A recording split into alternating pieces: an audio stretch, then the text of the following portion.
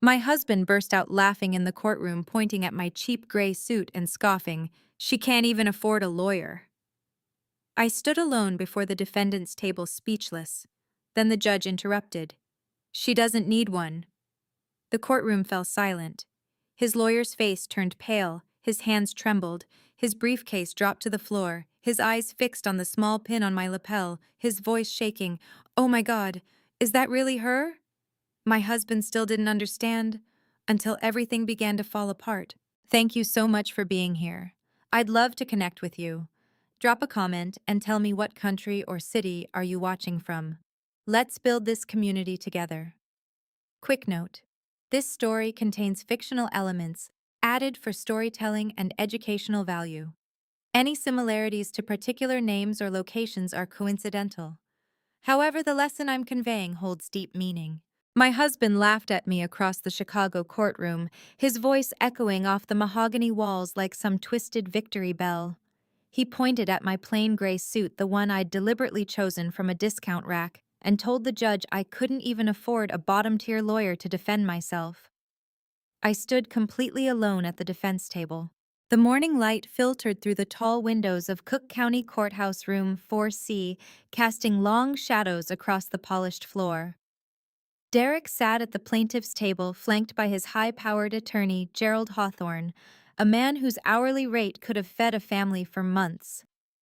Derek wore a Hugo Boss suit that probably cost more than most people's monthly rent, his Italian leather shoes gleaming under the courtroom's fluorescent lights. Behind him, the gallery was packed, reporters with notepads, business associates from Morrison Capital, even a few curious onlookers who'd wandered in from the hallway drawn by the promise of drama. They all stared at me with varying degrees of pity, contempt, or morbid curiosity. The woman standing alone, the wife who couldn't afford representation. Derek leaned back in his chair, his confidence bordering on arrogance. He whispered something to Gerald, and they both smirked. That smirk, God, I used to find it charming. Now it just looked pathetic. For a split second, my mind flashed back 10 years. A rooftop restaurant in downtown Chicago, summer of 2015. Derek had gotten down on one knee, ring box, trembling in his hands, eyes full of what I'd believed was genuine love. "I'll always take care of you," he'd promised, his voice catching with emotion. "No matter what happens, Alex, you and me against the world." I'd said yes. What an idiot I'd been. "Your Honor." Derek's voice snapped me back to the present. He stood up without being recognized, his voice projecting across the courtroom like he owned the place. "As you can clearly see, my wife couldn't even afford basic legal representation. She's standing there alone, broke, desperate. This should be a quick proceeding. I'm simply asking the court to—" "Mr. Morrison."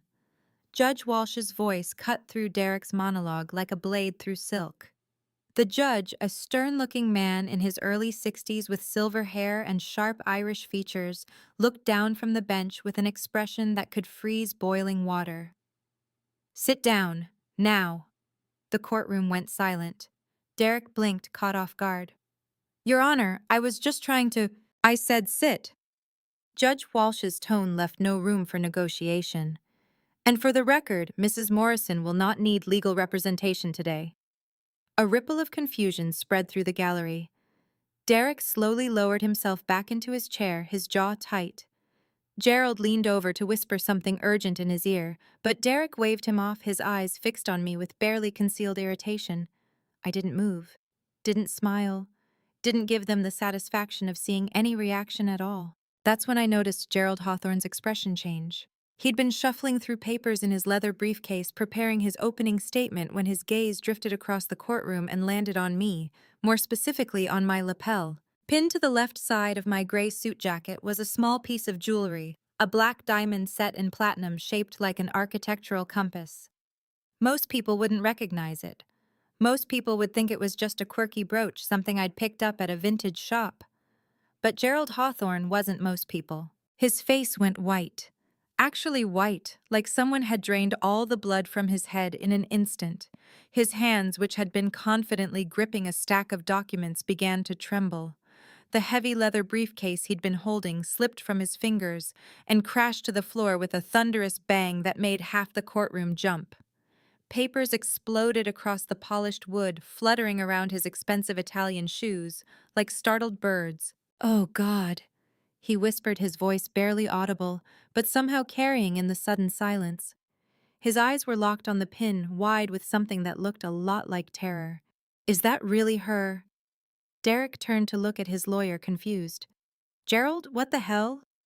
But Gerald didn't answer. He just stared at me, his throat working like he was trying to swallow something sharp and painful. I met his gaze and allowed myself the smallest nod, just a fraction of an inch. A silent acknowledgement between two people who shared a secret the rest of this room couldn't possibly understand. Gerald's hands were still shaking as he bent down to collect his scattered papers. Inside, I was calm, cold, calculating. Let them laugh at my cheap suit. Let them mock my lack of representation. Let Derek preen and posture and think he'd already won this fight before it even started. They had no idea who I really was. They had no idea what I'd built in the shadows while playing the role of the supportive, unambitious wife. They had no idea that the empire they thought belonged to Derek had my fingerprints all over it, literally and legally. And they definitely had no idea that the woman standing alone in this courtroom wasn't here to beg for mercy. I was here to burn their entire world to the ground. Judge Walsh shuffled some papers on his bench, his reading glasses perched on his nose. "We'll proceed with opening statements. Mr. Hawthorne, you may begin when you're ready." Gerald finally managed to gather his papers, but his hands were still unsteady. He stood up, cleared his throat twice, and opened his mouth to speak, but his eyes kept darting back to that black diamond pin. He knew, and soon everyone else would too. Derek leaned forward in his chair, supremely confident, waiting for his lawyer to eviscerate me with legal arguments and fabricated evidence. He probably thought this would be over by lunch, that he'd walk out of here with everything: the company, the assets, the house, while I walked away with nothing but my pride in tatters. Let him think that. Let them all think that. Because the thing about underestimating someone, it's only satisfying for them until the moment they realize their mistake. And by then, it's already far too late. I adjusted my jacket slightly, making sure the black diamond caught the light one more time. Let them mock me. Let them think I'm helpless. Because the woman standing alone in this courtroom held the power to burn their entire world to ash. And I was just getting started. Before I tell you how I destroyed him in that courtroom, let me take you back 6 months to the morning when everything looked perfect on the surface, but cracks were already forming underneath. April 2025. Our penthouse in Gold Coast sat on the 42nd floor, floor-to-ceiling windows, offering a breathtaking view of Lake Michigan. The kind of place that screamed success, wealth, comfort. The kind of place where happy couples were supposed to live. We weren't happy, we just played the part well. I woke up at 5 in the morning, same as I had every day for the past 10 years. The bedroom was still dark, Derek's breathing steady and deep beside me. I slipped out from under the Egyptian cotton sheets without making a sound, a skill I'd perfected over the years, and padded barefoot across the heated marble floors to my home office, my sanctuary. The room was modest compared to the rest of the penthouse. No expensive art on the walls, no designer furniture. Just 3 large monitors mounted on a custom-built desk, a Herman Miller chair that had molded to my spine over thousands of hours, and a locked filing cabinet that held documents Derek had never seen. I powered up the monitors and waited for the encryption software to boot. While the screens flickered to life, I made myself a double espresso from the machine Derek had bought me for our 5th anniversary. He'd thought it was romantic. I'd thought it was practical. By 5:30, I was deep into work. Multiple browser windows displayed real-time stock data, venture capital reports, and encrypted messaging platforms. I had calls scheduled with Tokyo, London, and Sao Paulo before most of Chicago even woke up. To Derek, I was just his wife who crunched numbers for fun. He'd say it with that condescending smile, like I was playing at being important while he built his empire. The truth was so much more complicated than he could have imagined. Over the past decade, I'd quietly built an investment portfolio worth more than Derek's entire company. I'd advised founders, brokered deals, and turned struggling startups into multi-million-dollar success stories. I'd done it all under layers of shell companies, holding firms, and anonymous wire transfers. Why the secrecy? Because when I was 24 years old, fresh out of business school and working for a promising fintech startup, I made the mistake of being visible. I gave an interview to TechCrunch about our funding round, put my name and face out there, thought it would help my career. Instead, a competitor targeted me personally. They launched a lawsuit claiming I'd stolen their intellectual property. It was baseless, vindictive, designed purely to destroy my reputation. The case dragged on for 18 months. My name was dragged through the mud on industry blogs, my inbox filled with threats. I couldn't sleep, couldn't eat. Developed panic attacks so severe I ended up in the ER twice thinking I was having a heart attack. We won the lawsuit eventually, but by then the damage was done. I vowed never to put myself in that position again, never to be a public target, never to let my success paint a bullseye on my back. So when I met Derek Morrison in the fall of 2014 at a startup conference in San Francisco, I made a choice. He was charming, ambitious, full of big ideas, but short on execution. He had the personality to be a CEO, the kind of guy who could walk into any room and make people believe in him. He just needed someone to build the foundation. I wrote the business plan for Morrison Capital, drafted the pitch deck, connected him with my network of angel investors, put up $500,000 for my trust fund to get it off the ground. And then I stepped back into the shadows. We registered the company under Derek's name. He became the face, the voice, the public leader. I remained the silent partner, the architect behind the scenes, pulling strings through holding companies and encrypted emails. It worked. For 10 years it actually worked. Derek got to play CEO. I got to stay invisible. And Morrison Capital grew into a legitimate player in the fintech world. Somewhere along the way, we got married. It seemed like the logical next step. We were partners after all. He proposed on that rooftop in 2015, and I said yes, because I genuinely believed we were building something together. I didn't realize until much later that Derek had started believing his own press, started thinking he really had built Morrison Capital by himself, started seeing me as an accessory rather than an equal. The sound of our bedroom door opening pulled me out of my thoughts. I glanced at the clock, 8:15, right on schedule. Derek wandered into the kitchen, his hair still messy from sleep, wearing the silk pajama pants I'd given him last Christmas. He didn't acknowledge me as he poured himself coffee from the pot I'd made hours earlier. "Morning," I said, keeping my voice light. "Morning." His tone was flat, distracted. He scrolled through his phone while the coffee cooled in his hand. This was our routine now. Polite, distant. Two people living parallel lives under the same roof. His phone buzzed. He glanced at the screen and something shifted in his expression. His jaw tightened almost imperceptibly. "I need to take this," he muttered, already moving toward the balcony. I watched him slide open the glass door and step outside into the cool April morning. He turned his back to me, one hand pressed against the railing, the other holding his phone to his ear. His voice was too quiet for me to hear the words, but I could read his body language. The way his shoulders hunched forward, the way he kept glancing back through the glass to make sure I wasn't watching. I was watching. He stayed out there for almost 10 minutes. When he finally came back inside, his expression was carefully neutral. "Work?" I asked, taking a sip of my now cold espresso. "Yeah, client issue, nothing major." He was lying. I could always tell when Derek was lying. His left eye twitched just slightly, barely noticeable unless you knew to look for it. But I didn't push, not then. He kissed me on the forehead, a gesture that felt more like a habit than affection, and disappeared into the bedroom to get ready for his day. I sat there in my home office staring at my monitors, but not really seeing the data anymore. That phone call, the secrecy, the way he'd looked almost guilty when he came back inside. Something was wrong. I heard him whisper into the phone as the balcony door had cracked open for just a second.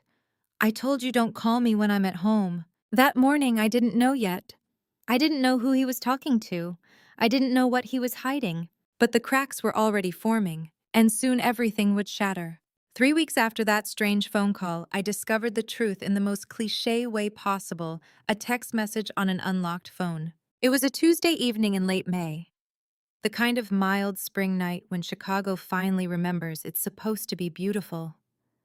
I'd opened the penthouse windows to let in the breeze off Lake Michigan, and the curtains billowed softly while I worked in the kitchen. I was making dinner. Something simple, pan-seared salmon, roasted asparagus, wild rice. Derek had mentioned he'd be home by 8, which was unusually early for him. Maybe that should have been my first clue that something was off. The salmon sizzled in the cast iron skillet, filling the kitchen with the smell of butter and lemon. I was just reaching for the peppermill when I heard the shower turn on in the master bathroom. Derek had come home 10 minutes earlier, kissed me absently on the cheek, and headed straight for the bedroom without a word. Standard routine. His phone sat on the kitchen island where he'd left it. A black iPhone in a leather case face up on the marble countertop. I wasn't trying to snoop, that's what I told myself later anyway. I was just turning down the heat on the stove when the phone buzzed. The screen lit up with a notification that appeared right there in plain view. "I've already missing you. Can't wait for this weekend at the cabin." I froze. The peppermill slipped from my hand and clattered onto the counter. My heart kicked against my ribs, suddenly loud in my ears. V. For a moment, I just stared at the message like it might rearrange itself into something innocent. Like maybe it was a work contact, a client, someone with a perfectly reasonable explanation for sending my husband heart eye emojis and talking about cabins. But I knew better. My hand moved before my brain fully processed what I was doing. I picked up his phone. No passcode, he'd never bothered with one at home because we don't have secrets, he'd said once, laughing. Right. I opened the message thread. The texts went back months. 8 months to be exact. I scrolled upward through a sickening timeline of flirtation planning and increasingly explicit messages that made my stomach turn. James is working late again, finally. Derek, good. I'll pick you up at 7. Wear that cologne I like. Derek, anything for you, baby. I kept scrolling, my hands steady, even though something cold and heavy was settling in my chest. There, a message from 3 weeks ago. He doesn't suspect anything. I'm careful. Derek, so am I.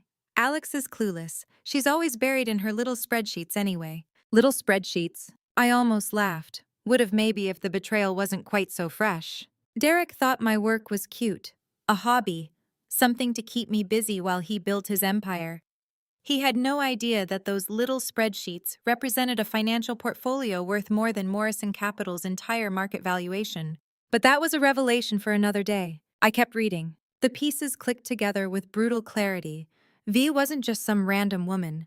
The mention of James confirmed what I'd already started to suspect. Vanessa Sterling, James Sterling's wife. James was Derek's CFO, his right-hand man, his most trusted business partner.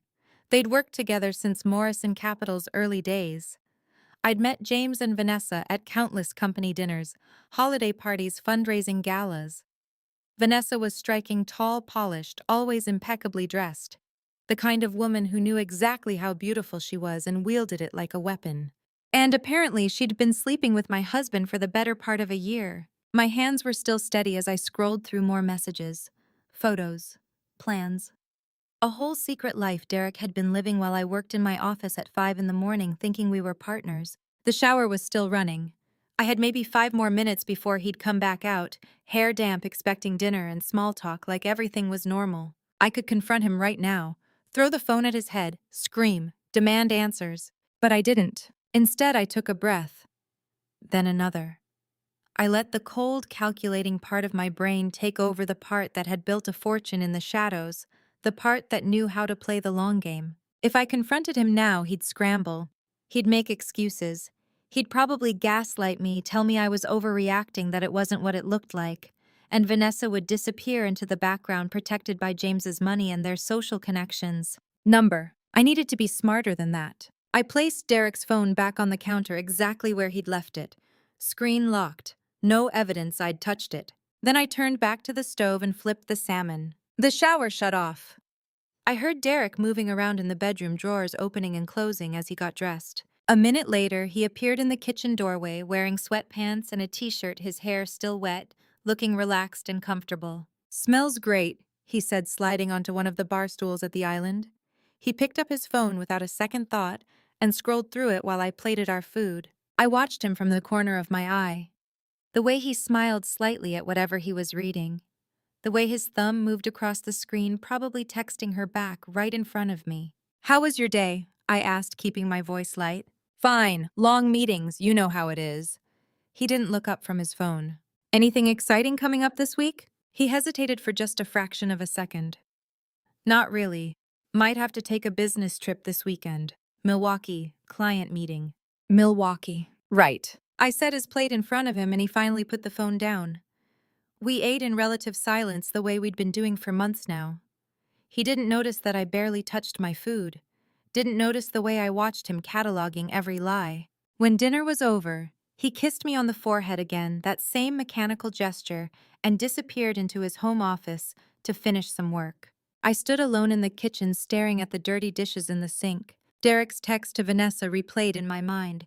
"Don't worry, Alex is buried in her little spreadsheets. She won't even notice I'm gone." I turned on the faucet and started washing the dishes, the hot water scalding my hands. He thought I wouldn't notice. He thought I was small, unimportant, too distracted by my little spreadsheets to see what was happening right in front of me. I placed Derek's phone back exactly where he'd left it, and I began to plan.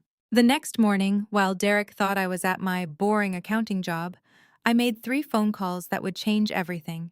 I didn't go to any accounting job, I never had. At 7:30, I drove my Audi sedan paid for in cash registered under an LLC. Derek knew nothing about to a nondescript office building in the Loop, the kind of place that housed dentists, insurance brokers, and small consulting firms. Anonymous, forgettable. Perfect. My office was on the 14th floor, tucked at the end of a quiet hallway. The door had no name on it, just a suite number. Inside was a modest space, a desk, 2 chairs, a locked filing cabinet, and a window overlooking the Chicago River. This was where I did my real work, where I managed investments, brokered deals, and built the financial empire Derek didn't know existed. I made coffee in the small Keurig I kept on the credenza and powered up my laptop. Then I pulled out my encrypted phone, not the iPhone Derek knew about, but a separate device I kept locked in my desk drawer. I needed help, professional help, and I knew exactly who to call. Call one Marcus Webb. Marcus was a private investigator I'd worked with twice before on background checks for potential business partners. Ex-FBI, early 50s, with a reputation for being thorough, discreet, and expensive. The kind of guy who could disappear into a crowd or tail someone for weeks without being noticed. He answered on the second ring. "Marcus Webb Investigations." "Marcus, it's Alexandra Morrison." A pause. "Mrs. Morrison, been a while, what can I do for you?" I didn't waste time with pleasantries. "I need surveillance on my husband. Full package where he goes, who he meets, with photo and video documentation, starting immediately." Marcus was a professional. He didn't ask why. "Duration. Ongoing until I tell you to stop. I'll pay double your standard rate for priority and discretion." "Understood. Send me his details, vehicle info, daily routine, known associates. I'll have someone on him by this afternoon." There's more. This weekend he's claiming a business trip to Milwaukee. I believe he's actually going to a cabin about 2 hours north of the city. I don't have the exact location yet, but he'll be with a woman, Vanessa Sterling. I need everything: where they go, how long they stay, what they do. Infidelity case. Yes. We'll get you what you need, legally and admissibly. He paused. "I'm sorry you're going through this, Mrs. Morrison." "Don't be sorry, just get me evidence." I hung up and immediately dialed the second number. Called to Dr. Sarah Matthews. Dr. Matthews was a forensic accountant I'd met at a business conference 3 years ago. She specialized in uncovering financial fraud, embezzlement, and creative bookkeeping. She'd testified as an expert witness in dozens of high-profile cases and had a success rate that made crooked CFOs lose sleep. "Matthews Forensic Accounting." Her voice was crisp, professional. "Dr. Matthews, this is Alexandra Morrison. We met at the FinTech Summit in 2022. "Of course I remember. How can I help you?" "I need a comprehensive audit of Morrison Capital. I'm a major stakeholder, but I suspect there are financial irregularities I'm not aware of. I need to know where the money's really going." "What kind of irregularities are we talking about?" "Potentially embezzlement, unauthorized withdrawals, falsified reports to hide losses. I need a full forensic examination, bank records, expense reports, shell companies, offshore accounts, everything." Dr. Matthews did not hesitate. "That's a significant undertaking. I'll need access to corporate accounts and authorization from someone with ownership authority." "I can provide that. I own 68% equity through a holding company. My husband is listed as CEO, but I'm the primary founder." "Then we're good to go. I'll send you a contract and NDA. My retainer is $50,000, and the full audit could take 3 to 6 weeks depending on complexity." "Money's not an issue. I need this fast and airtight. If there's fraud, I need documentation that will hold up in court." "You'll have it. I'll start pulling records tomorrow." I ended the call and took a breath. 2 down, 1 to go. Call 3, corporate attorney. I dialed Jonathan Pierce, a sharp corporate lawyer I'd consulted with on several deals over the years. He handled complex ownership disputes and knew corporate law inside and out. Jonathan Pierce. Jonathan, it's Alex Morrison. I need advice on ownership structure and divorce implications. He shifted into attorney mode immediately. Go ahead. If I'm the majority owner of a company through a holding structure, and the company is registered under my spouse's name as CEO, what happens in a divorce? Depends on how it's structured. If you can prove you provided the initial capital, drafted the operating agreements, and own the equity through documented holdings, the company is your asset regardless of who's listed as CEO. Illinois is an equitable distribution state, so the court would consider the company marital property, but your majority stake gives you significant leverage, even if he's been the public face for 10 years. Even then, documentation is everything. If you have the incorporation papers, capital contribution records, and operating agreements proving your ownership, he'd have a hard time claiming the company belongs to him. Good, that's what I needed to hear. Alex, are you filing for divorce? Not yet, but I'm preparing. Smart. Get your documentation in order now, and if there's fraud involved, it strengthens your case even more. I thanked him and hung up. 3 calls. 3 pieces of the puzzle falling into place. By the time I left the office that afternoon, the machine was in motion. Marcus would shadow Derek and Vanessa. Dr. Matthews would tear through Morrison Capital's finances, and I'd have the legal groundwork to protect what was rightfully mine. All I had to do now was go home and play the part of the oblivious wife. That evening, Derek came home around 7, loosening his tie as he walked through the door. I was in the kitchen again, always the kitchen, always playing the role, preparing pasta carbonara. Smells good, he said absently, scrolling through his phone. Thanks, how was work? Busy. Hey, I forgot to mention I have that client meeting in Milwaukee this weekend, leaving Friday morning, back Sunday night. I stirred the pasta, keeping my face neutral. Oh, that's sudden. Yeah, last-minute thing. You'll be okay here. Of course, I'll catch up on work. He smiled, that easy, charming smile that used to make my heart skip.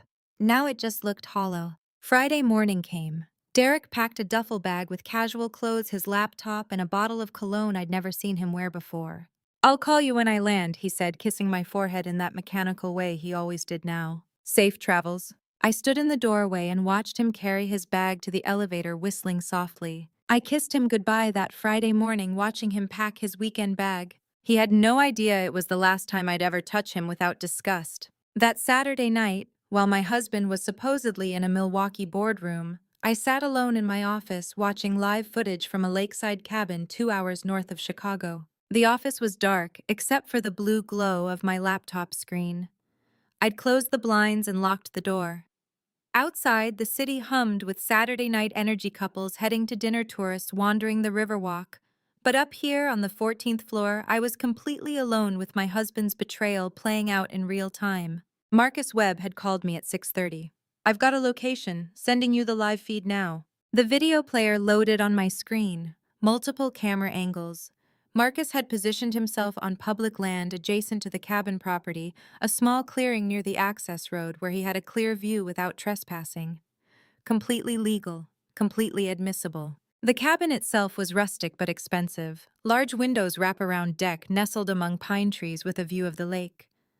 The kind of romantic getaway wealthy people rented for weekends they didn't want anyone to know about. Derek's BMW was parked in the gravel driveway next to Vanessa's white Range Rover. My hands were steady as I clicked through the camera feeds. Feed 1, exterior shot of the cabin. Feed 2, zoomed view of the deck. Feed 3, angle on the main window. The curtains were open. That was their first mistake. Through the large picture window, I could see them moving around inside. Derek was opening a bottle of wine. Vanessa was laughing at something, her head thrown back, completely at ease. She wore a silk robe, burgundy expensive, and her dark hair fell loose around her shoulders. I'd met Vanessa Sterling dozens of times, company dinners, fundraising galas. She'd smiled at me, complimented my dress, asked about my hobbies in that patronizing way people did when they assumed you didn't do anything important. Now she was wearing a robe and my husband's weekend rental drinking wine he'd probably charged to the corporate card. My chest felt tight. I took a slow breath and forced myself to keep watching. Marcus had explained the legal parameters over the phone. I'm positioned on public property. The cabin's front-facing windows have no curtains, which means no reasonable expectation of privacy under Illinois law.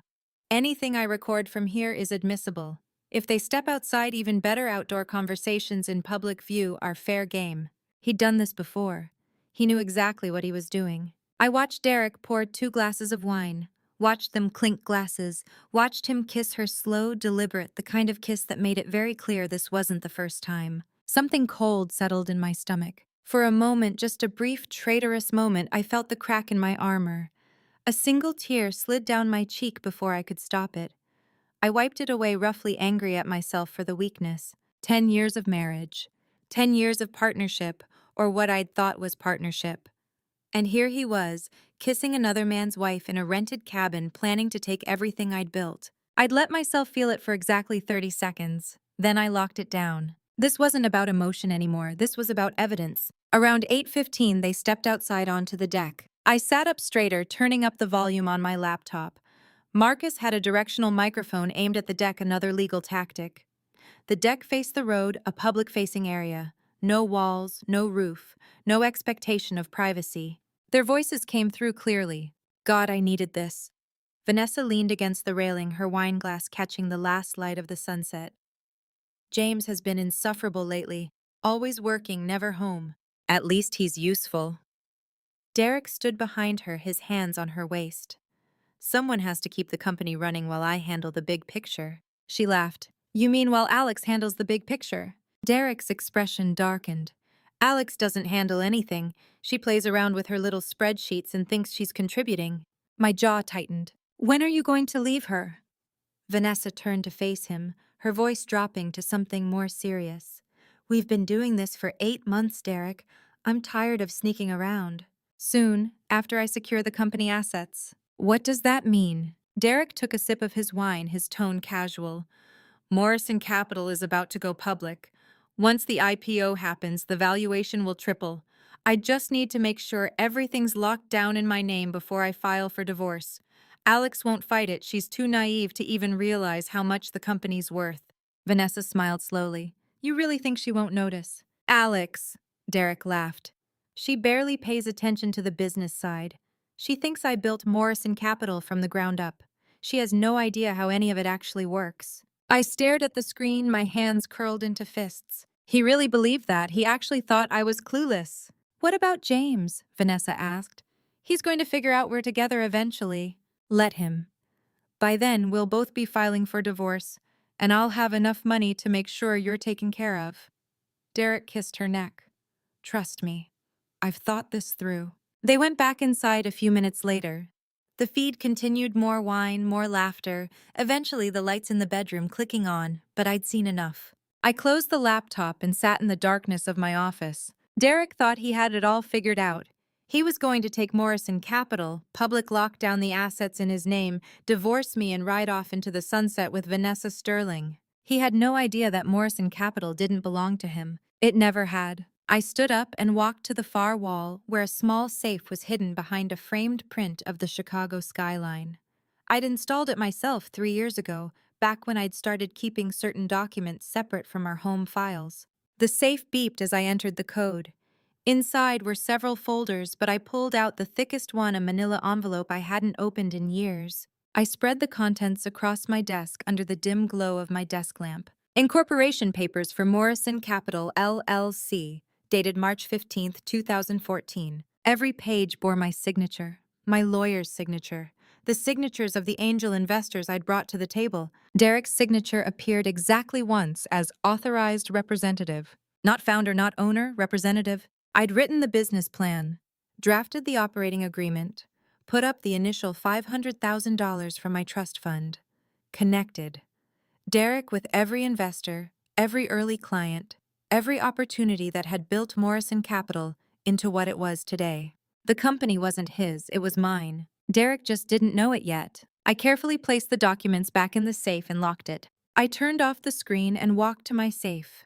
I pulled out the documents I'd kept for 10 years, the original incorporation papers of Morrison Capital. Every page bore my signature, not his.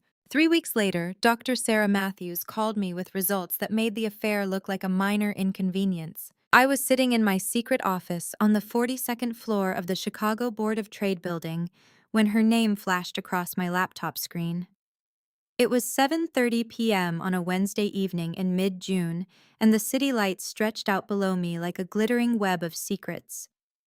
I clicked accept on the Zoom call, and her face appeared sharp-eyed salt and pepper hair, pulled back in a tight bun, the kind of expression that told me she had found something bad.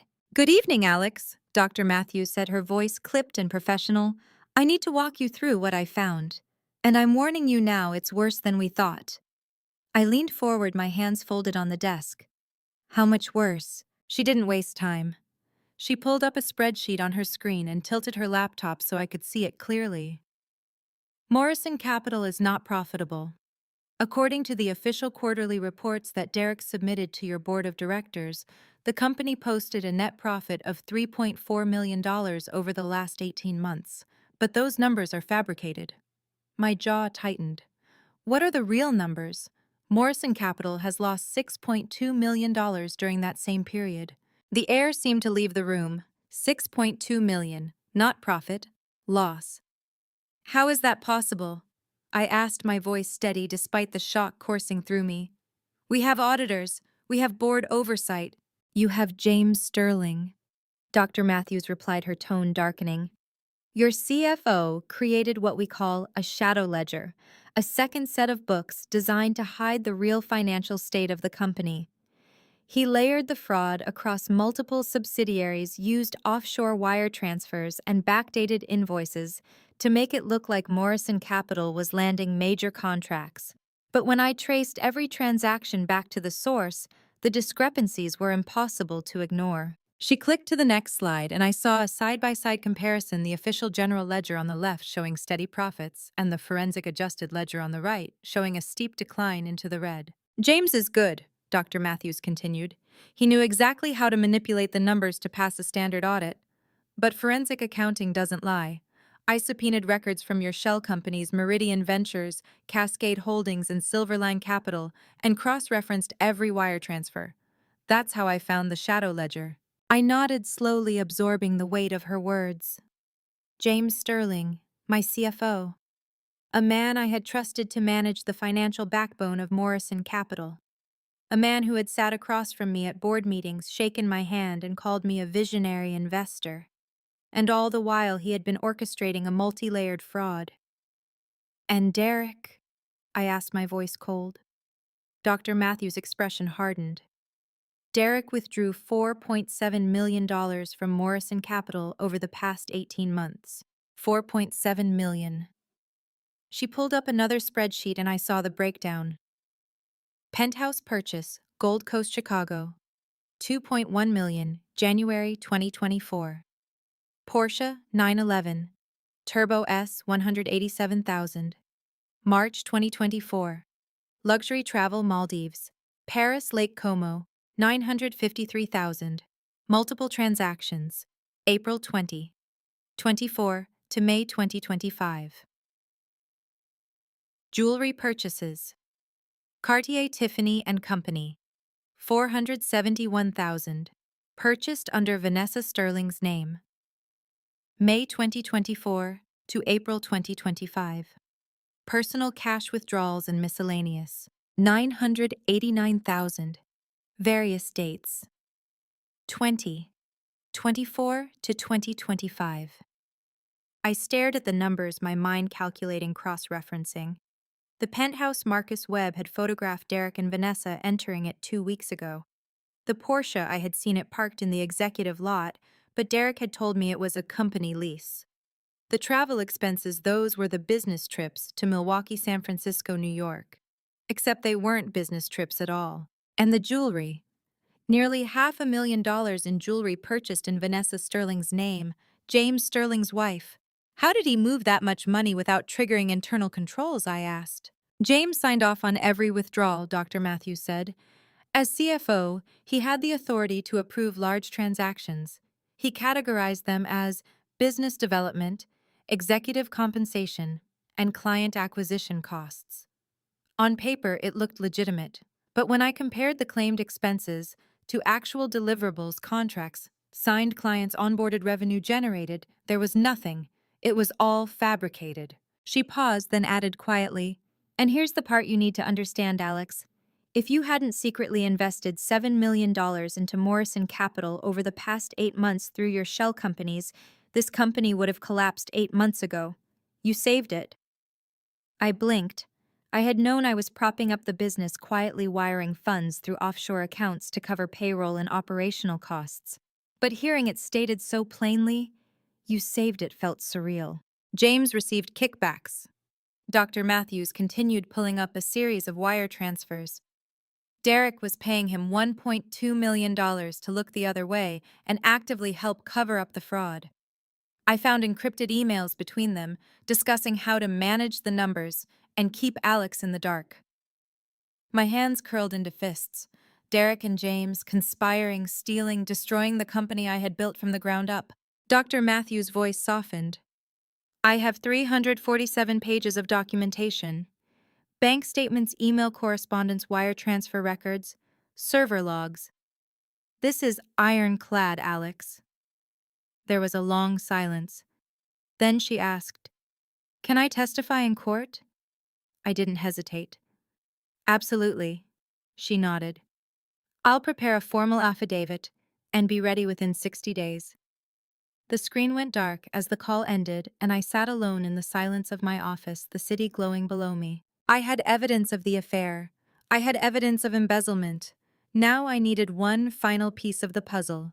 In early July, I received an email that saved my life from a man I had fired 2 years ago, or so I had thought. It was a Monday morning, the first week of July, 2025, and I was sitting at my home office desk in the penthouse sipping black coffee and reviewing a contract when my phone buzzed with a new message notification. The sender's name made me pause. Tom Rodriguez. Tom Rodriguez, former IT specialist at Morrison Capital. A man I vaguely remembered as quiet, competent, and according to Derek, let go for performance issues 2 years ago. I had trusted Derek's judgment back then. I hadn't questioned it. Now, staring at Tom's name on my screen, I felt a cold knot forming in my stomach. The subject line read, "You need to see this urgent." I opened the email. "Alex, you don't know me well, but I worked at Morrison Capital from 2015 to 2023. Derek fired me 2 years ago after I questioned some financial discrepancies I found while upgrading the company's server security. He told everyone it was performance issues, but we both know that wasn't true. I've stayed quiet because I needed to move on with my life. But last Friday night, I was at Hennessy's pub on West Randolph, and I overheard something that made my blood run cold. Derek was there drunk, sitting in a booth near the back. He was talking to a guy named Rick Mechanic, rough-looking tattoos on both arms. I didn't mean to eavesdrop, but Derek was loud, really loud. And what I heard? Alex, I couldn't stay silent. Derek told Rick, "The car's a 2024 Audi Q7 Silver, always parked in the Gold Coast penthouse garage. I need it done before she takes that I-94 route to the Northbrook office next week. Make it look like an accident brake failure on the curve near Deerfield. Clean cut, no traces." Rick asked how much. Derek said $45,000, half upfront, half after the job's done. Then Derek said something that made me sick. "The company's bleeding money. I need $17.5 million from the life insurance, $12 million from her trust. If she's gone, the debt disappears, and I can sell the company to cover my tracks." Alex, I don't know what's going on between you two, but this isn't a marital dispute. This is murder. I've attached a photo I took from my phone, see below. It's blurry, but you can see Derek and Rick at the booth. I also recorded a short audio clip on my phone. It's not perfect, but you can hear Derek's voice clearly. Please be careful. Don't let Derek know you've seen this. And for God's sake, don't drive that car. Tom Rodriguez. I stared at the screen, my hands trembling. 17 million. 5 from life insurance. 12 from my trust. Derek wanted me dead. Not just betrayed, not just humiliated, dead. I scrolled down and opened the attached photo. It was grainy, taken from across the bar, but I could make out Derek's profile, his sharp jawline, the navy blazer he wore to networking events, the half-empty whiskey glass in front of him. Across from him sat a man in a leather jacket, arms crossed, nodding as Derek spoke. I played the audio file. The recording was muffled bar noise in the background, But Derek's voice cut through clearly. Make it look like brake failure. I-94 curve near Deerfield. No traces. My chest tightened. I couldn't breathe. I stood up, pacing the length of my office, my mind racing. The Audi Q7. My car. The one I drove every Tuesday and Thursday to the Northbrook satellite office, a 40-minute drive along I-94, a route with sharp curves and heavy traffic. Derek had planned this. He had hired someone to kill me. And he had done it while drunk at a bar loud enough for a former employee to overhear. I forced myself to think strategically. Panic would get me killed. Logic would save me. I grabbed my phone and dialed Marcus Webb. He answered on the second ring. Alex, what's wrong? I need you to find someone, I said, my voice steady despite the adrenaline coursing through my veins. A mechanic named Rick. Tattoos on both arms, hangs out at Hennessy's pub on West Randolph. I need to know if he's been near my car. There was a pause. What happened? I'll explain later. Right now I need you to check my Audi Q7 in the penthouse garage. I think someone tampered with it. I'm on my way, Marcus said. Don't touch the car, don't go near it. 20 minutes later, Marcus arrived with a forensic mechanic named Eddie Tran, a wiry man in his 50s who ran a private automotive investigation firm. Eddie spent 40 minutes under my car with a flashlight and a camera taking photos, measuring brake lines, checking fluid levels. When he emerged, his expression was grim. Your brake lines were cut, Eddie said, wiping grease from his hands. Clean cuts, precise. Whoever did this knew exactly what they were doing. If you had driven this car onto the highway, especially at high speed on a curve, your brakes would have failed completely. You would have lost control. I felt the room tilt. Would I have survived? Eddie looked me in the eye. No, not at highway speed, not on I-94. You would have crashed into the median or flipped into oncoming traffic. It would have looked like an accident. I nodded slowly, my hands clenched into fists. Derek had tried to kill me. And if Tom Rodriguez hadn't been at that bar, if he hadn't sent that email, I would be dead. What do you need me to do? Marcus asked. Install hidden cameras in the garage, I said, my voice cold and controlled. I want footage of anyone who comes near this car, and I want you to find Rick. I need his full name, his address, his bank records. I need proof that Derek paid him. Eddie spoke up. You should call the police. This is attempted murder. I shook my head. Not yet. Marcus frowned. Alex, not yet. I repeated, my tone leaving no room for argument. If I call the police now, Derek will know I'm alive. He'll lawyer up, destroy evidence, claim it was a misunderstanding. I need him to think he succeeded. I need him to believe I don't know. Marcus studied me for a long moment, then nodded. What's your plan? I'm going to let Derek think I'm vulnerable, I said quietly. I'm going to keep driving the Audi, but only after Eddie fixes the brakes and installs a dash cam and GPS tracker. I'll vary my route, change my schedule, and when Derek makes his next move, we'll have everything on camera. Eddie looked at me like I was insane. If you drive that car, you're taking a huge risk. I met his gaze. I've been taking risks my entire life. This one's just a little more permanent. As Marcus and Eddie left, I stood alone in the garage, staring at my silver Audi Q7. The car looked pristine, elegant, harmless, but underneath it had been turned into a death trap. I thought about Derek's voice on that audio recording. If she's gone, the debt disappears. He wanted me erased, forgotten, reduced to a life insurance payout in a tragic highway accident. But I was still here. And now I had the final piece of the puzzle. I had evidence of the affair. I had evidence of embezzlement. And now I had evidence of attempted murder. Derek Morrison had no idea what was coming for him. For 3 days, I pretended to be sick. For 3 days, Derek waited for news of my accident, an accident that would never come. It was early July 2025, 3 days after Eddie Tran discovered the cut brake lines in my Audi Q7. 3 days since I decided not to call the police. 3 days of playing the oblivious, vulnerable wife, while cameras hidden in our garage recorded every move Derek made. I stayed home claiming I had caught a summer flu. I wore loose sweatpants and oversized sweaters, kept curtains half drawn, and moved slowly as if exhausted. I canceled my Tuesday and Thursday drives to Northbrook, texting my assistant I was too unwell to leave. Derek watched me like a hawk. Every morning he hovered near the bedroom door, asking if I needed water, soup, medicine. His voice was soft, concerned, the perfect, caring husband. But I saw the way his eyes flicked to my phone every time it buzzed. I saw him check his own phone obsessively, his jaw tightening with each passing hour. He was waiting for the call from the police, waiting for news that his wife had died in a tragic highway accident, waiting for the life insurance payout and trust fund that would erase his debts. But the call never came. On the third night, Thursday, July 10th, I went to bed early, claiming the fever had worsened. Derek kissed my forehead, told me to rest, and closed the door gently. I heard his footsteps retreating, heard the faint click of his office door. Then I waited. At 1:47 a.m., my phone buzzed. Motion detected garage camera 3. I sat up, heart pounding, and opened the security app. The screen filled with grainy black and white footage from the hidden camera. And there he was, Derek Morrison, my husband of 10 years, standing beside my silver Audi Q7 in the dim garage lights. He wore dark jeans and a black hoodie, his face shadowed but unmistakable. He moved cautiously, glancing over his shoulder. Then he crouched beside the front left tire. I held my breath. Derek pulled out his phone, turned on the flashlight, and aimed it beneath the car. He stayed there nearly 2 minutes inspecting. Then he stood, brushed off his knees, and this made my blood run cold. He smiled.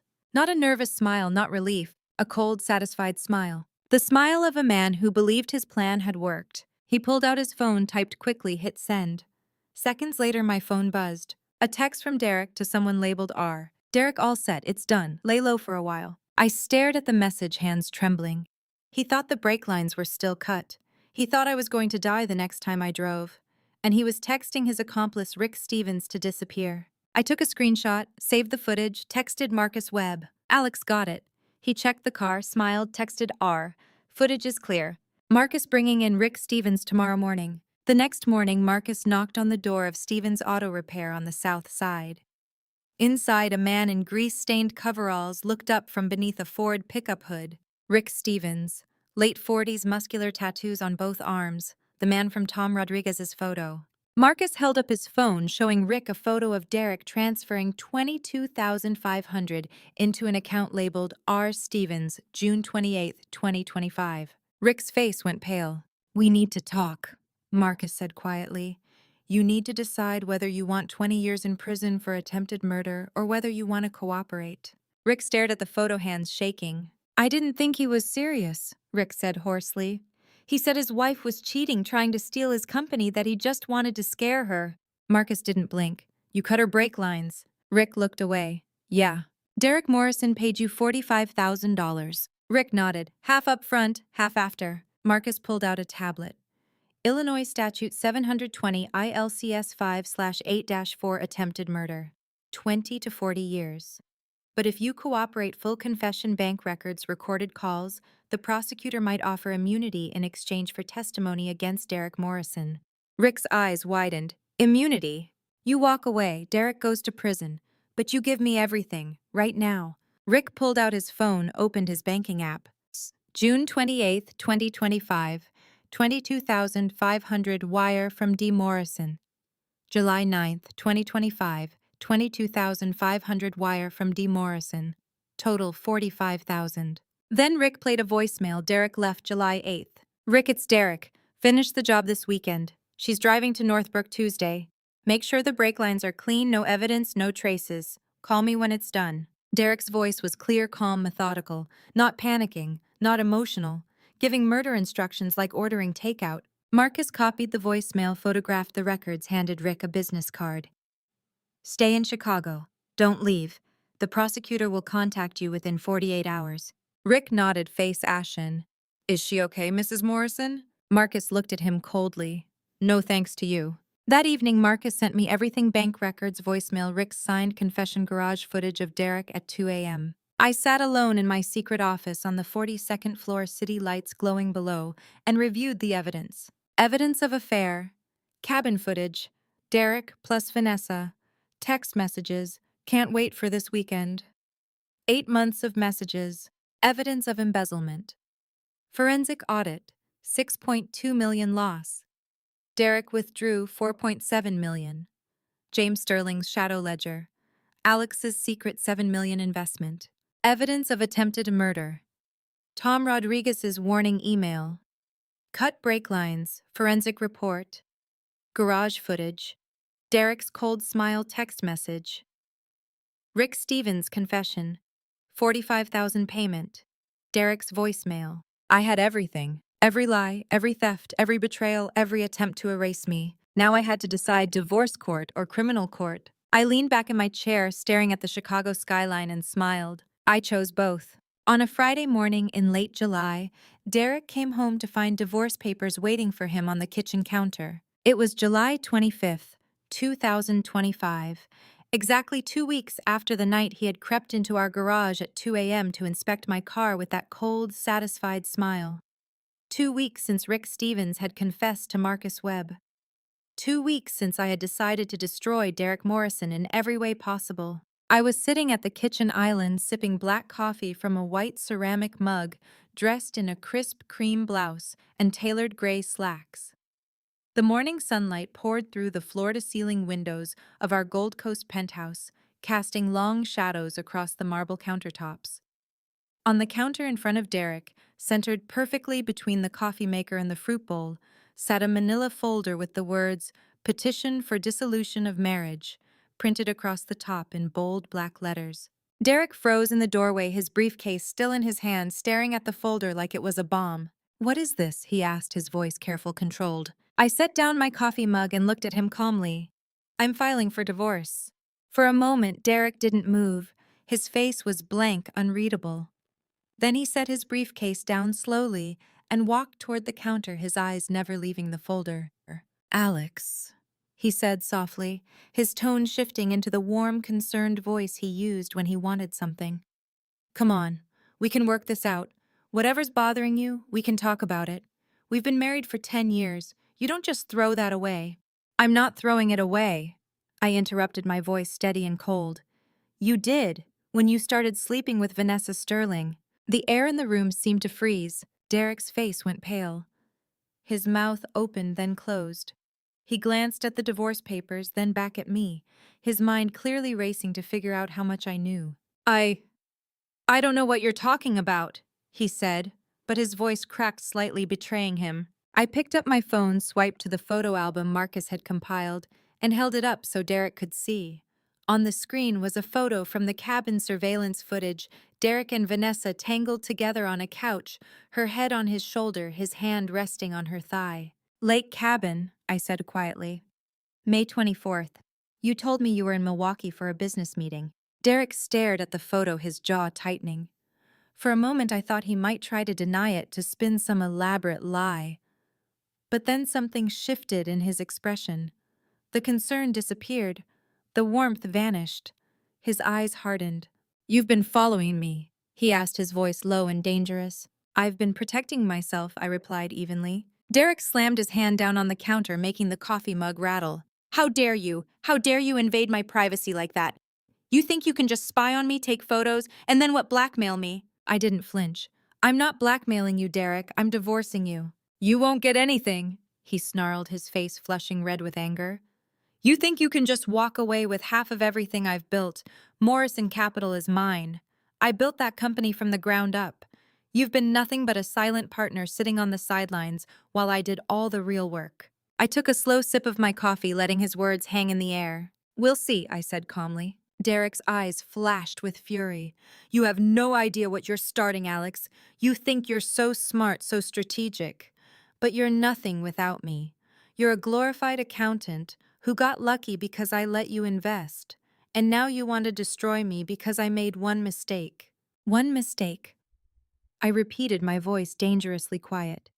"Is that what you're calling 8 months of sleeping with your CFO's wife?" Derek opened his mouth to respond, then seemed to think better of it. He grabbed the divorce papers, flipped through them quickly, his face growing darker with each page. "You're asking for 50% of Morrison Capital," he said, his voice tight with barely controlled rage. "50% of the penthouse. 50% of the investment portfolio. You're insane." "Illinois is an equitable distribution state," I said. "I'm entitled to a fair share of the marital assets." Derek threw the papers back onto the counter. "Fair? You want to talk about fair? You've done nothing but sit in your little home office playing investor while I've been out there building relationships, closing deals, making Morrison Capital what it is today. And now you want to take half of it because I had an affair. That's extortion. I stood up, set my coffee mug in the sink, and turned to face him. Sign the papers, Derek, I said quietly. Or don't. Either way, I'm done. Derek stared at me, his chest heaving, his fists clenched at his sides. For a moment, I thought he might explode, might shout, might even try to physically intimidate me. But then he seemed to regain control. He picked up the divorce papers, folded them carefully, and tucked them under his arm. You're making a huge mistake, he said, his voice cold. I'm not going to let you destroy everything I've worked for. I'm going to fight this, and when I'm done, you'll have nothing. He turned and walked toward the door, pulling out his phone as he went. I heard him dial a number, heard his voice drop into a low, urgent tone. Gerald, it's Derek. I need you at the office in an hour. Alex just filed for divorce, and I need to file a countersuit immediately. The door slammed behind him. 3 days later, on Monday, July 28th, I received a notification from my attorney, Derek Morrison, versus Alexandra Morrison countersuit filed. I opened the document on my laptop, scanning the pages. Derek was suing me for $8.5 million, claiming I had sabotaged Morrison Capital's business operations, violated fiduciary duties as a silent partner, and engaged in corporate espionage by secretly monitoring company executives.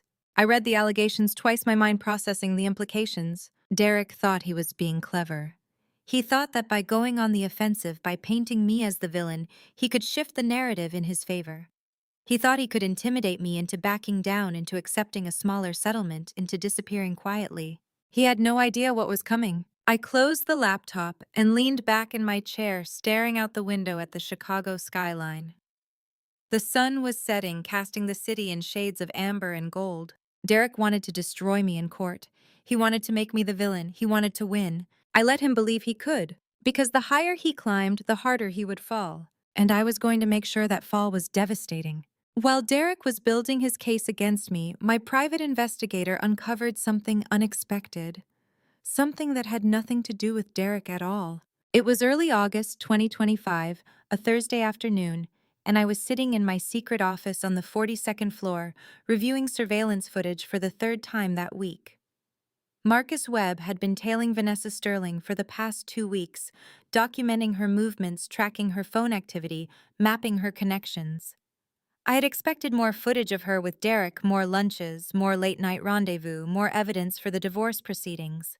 What Marcus sent me instead changed everything. The video file arrived at 2:17 p.m. with a subject line that made my stomach drop. You need to see this immediately. I clicked play. The footage was time-stamped August 5th, 2025, 7:45 p.m., and showed the entrance of the Peninsula Hotel on East Superior Street, one of Chicago's most exclusive luxury hotels, the kind of place where CEOs closed 9-figure deals over martinis and lobster.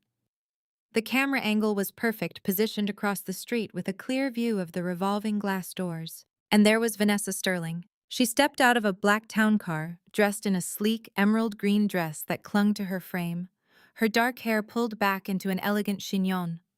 She looked confident, poised, nothing like the guilty mistress I had imagined. She walked through the revolving doors without hesitation, without glancing around nervously, as if she owned the place. I leaned forward, watching closely.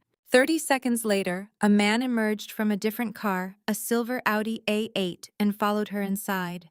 He was tall, mid-40s, with salt and pepper hair, wearing an expensive charcoal suit and a Rolex that caught the light as he adjusted his cufflinks. I didn't recognize him. I picked up my phone and dialed Marcus. He answered immediately. You're watching it. Who is he? I asked. Vincent Blake. Marcus said, his voice tight. Corporate raider. He specializes in hostile takeovers, buys struggling companies at rock-bottom prices, strips the assets, liquidates everything, and walks away with millions. He's got a reputation for being ruthless. 3 companies in the past 5 years, all of them gutted. My chest tightened. What does he have to do with Vanessa? Keep watching, Marcus said. I planted a directional microphone in the hotel bar.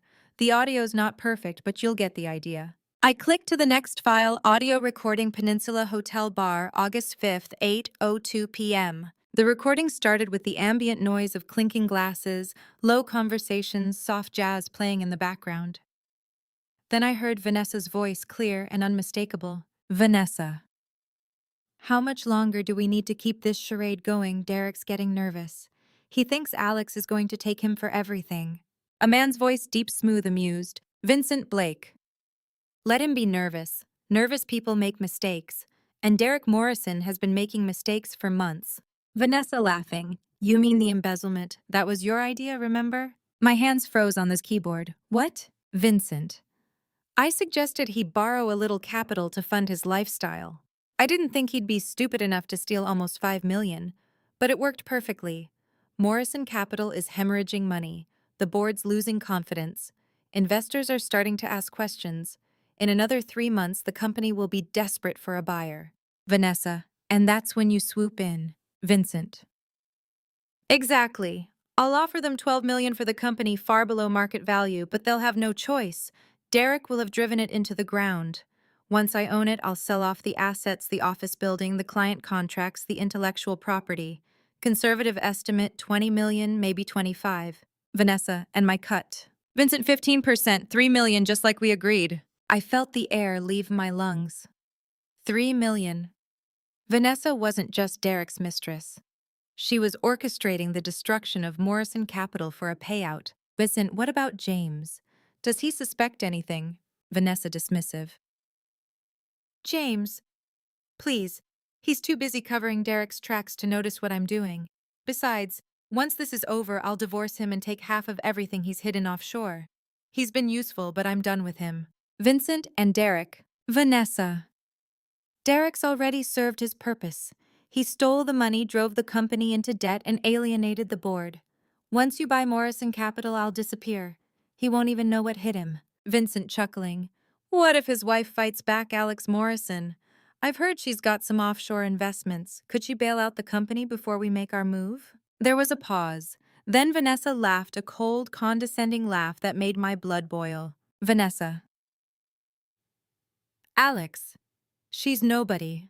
A glorified accountant who got lucky marrying Derek. She has no idea what's happening. She's probably sitting in her little home office right now, crying over the divorce papers, thinking her whole world is falling apart. She won't fight back because she doesn't even know there's a war. I stopped the recording. I sat in silence for a long moment, staring at the frozen image of Vanessa on my screen. Her smug smile, her confident posture, her absolute certainty that I was too weak, too naive, too nobody to stop her. She called me nobody. She thought I was sitting at home crying. She thought I didn't know there was a war. I replayed the line one more time just to be sure I'd heard it correctly. She's nobody. I leaned back in my chair, my jaw tight, my mind racing. Vanessa Sterling wasn't just an adulteress who had stolen my husband. She was a corporate predator who had manipulated Derek into destroying Morrison Capital so she could profit from the wreckage. She had used James to cover up the fraud. She had used Derek to embezzle millions. And she had used Vincent Blake to orchestrate a hostile takeover that would leave everyone ruined except her. And she thought I was nobody. I picked up my phone and texted Marcus. Alex, I need everything on Vincent Blake. Bank records, previous deals, shell companies, offshore accounts. And I need it yesterday. Marcus, already on it.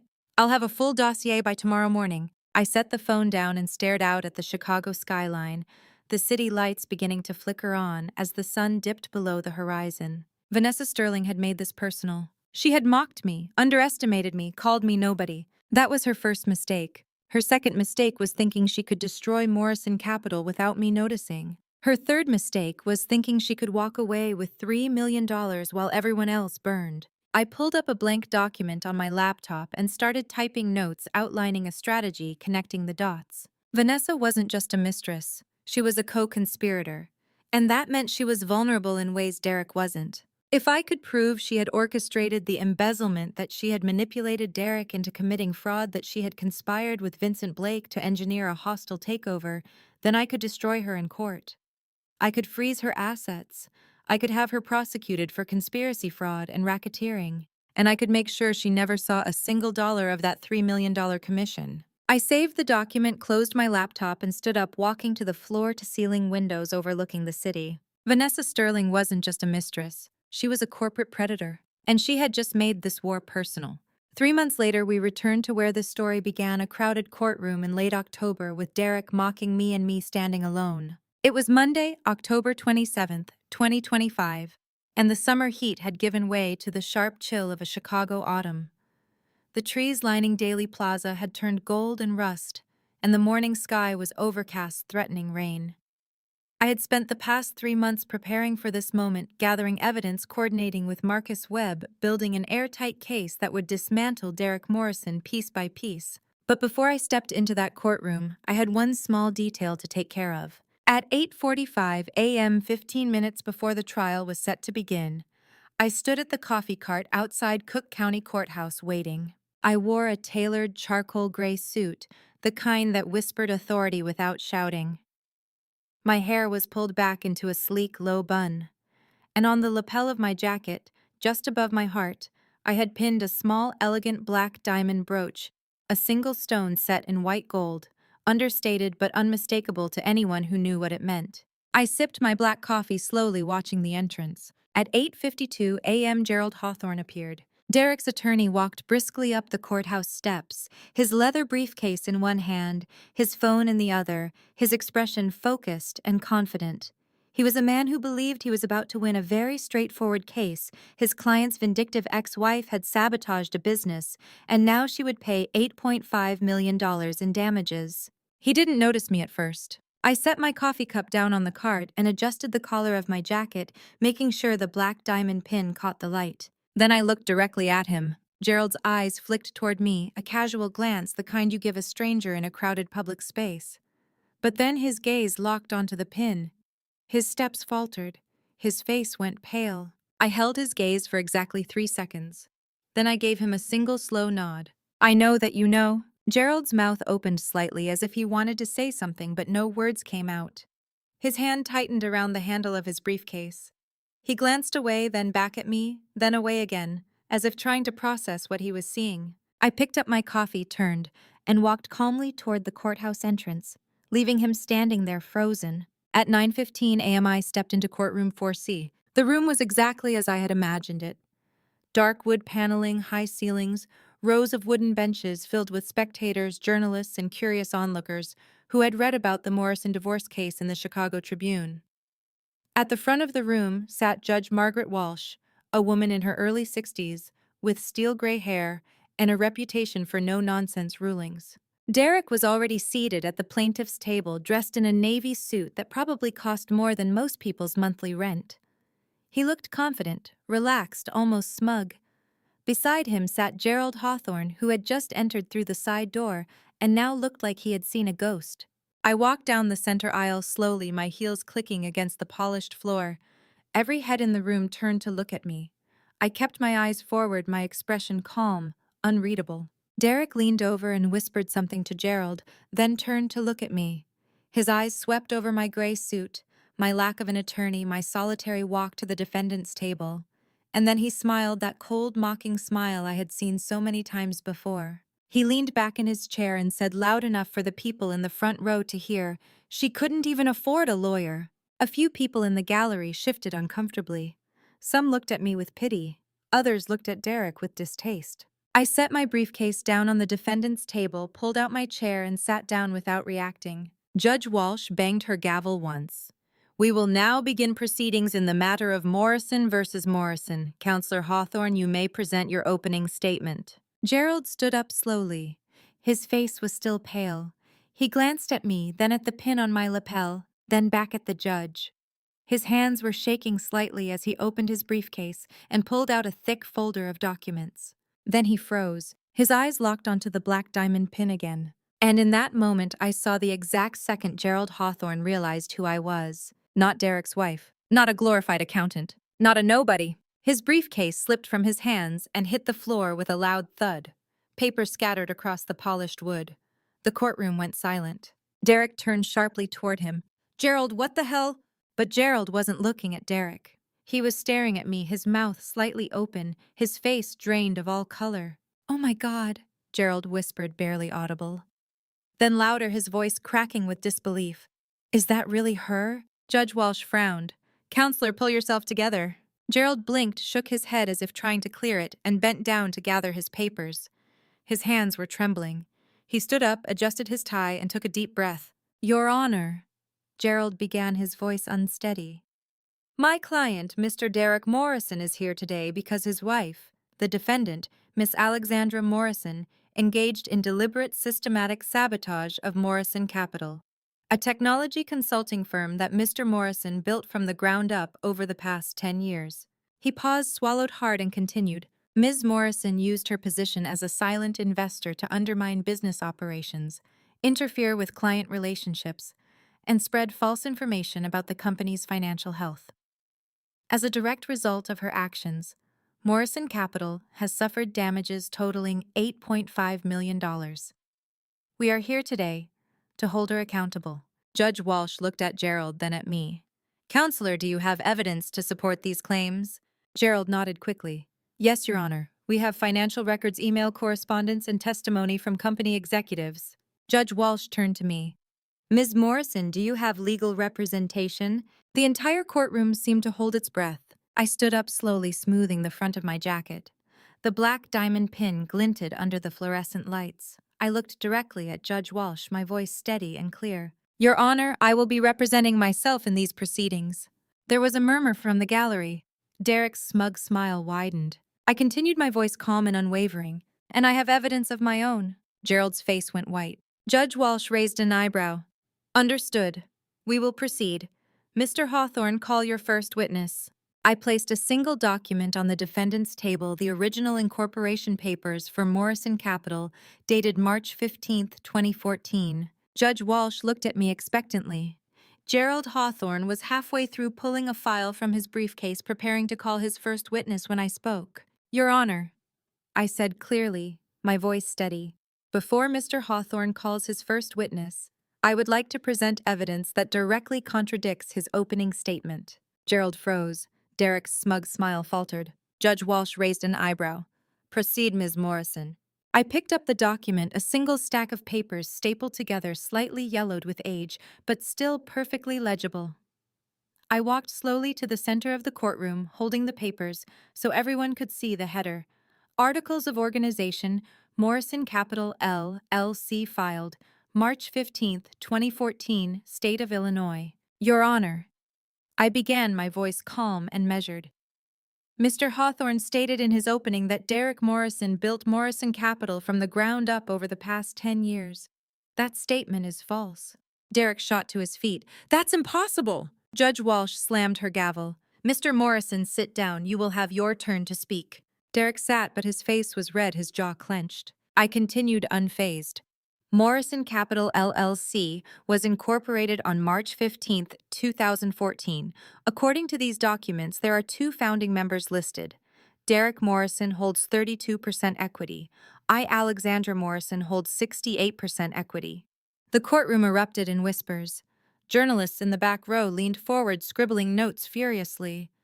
Derek's face went from red to white. Judge Walsh banged her gavel. Quiet, Ms. Morrison approached the bench. I walked forward and handed the incorporation papers to Judge Walsh. She flipped through them slowly, her expression unreadable. Then she looked up at Gerald. Counselor, were you aware of this? Gerald's face was ashen. He opened his mouth, closed it, then shook his head. No, Your Honor. My client informed me that he was the sole founder and primary owner of Morrison Capital. Judge Walsh's gaze shifted to Derek, cold and sharp. Mr. Morrison, is this true? Derek stood again, his voice tight. Your Honor, I can explain. Sit down, Judge Walsh said flatly. I didn't ask for an explanation. I asked if this document is accurate. Is Alexandra Morrison listed as a founding member with 68% equity? Derek hesitated. Then through gritted teeth he said yes. The courtroom exploded again. Judge Walsh banged her gavel 3 times. I returned to the defendant's table and picked up a second file, a thick binder filled with documents I had organized meticulously over the past 3 months. Your Honor, I said, I have additional evidence to support my claim. I'd like to submit the following into the record. Judge Walsh nodded. Proceed. I opened the binder and began laying documents on the table one by one, narrating as I went. Exhibit A. The original business plan for Morrison Capital, written in my handwriting, dated January 2014. You can see my signature at the bottom of every page. I held up the business plan. It was 40 pages long, printed on slightly yellowed paper, with handwritten notes in the margins. My notes, my strategy, my vision. Exhibit B.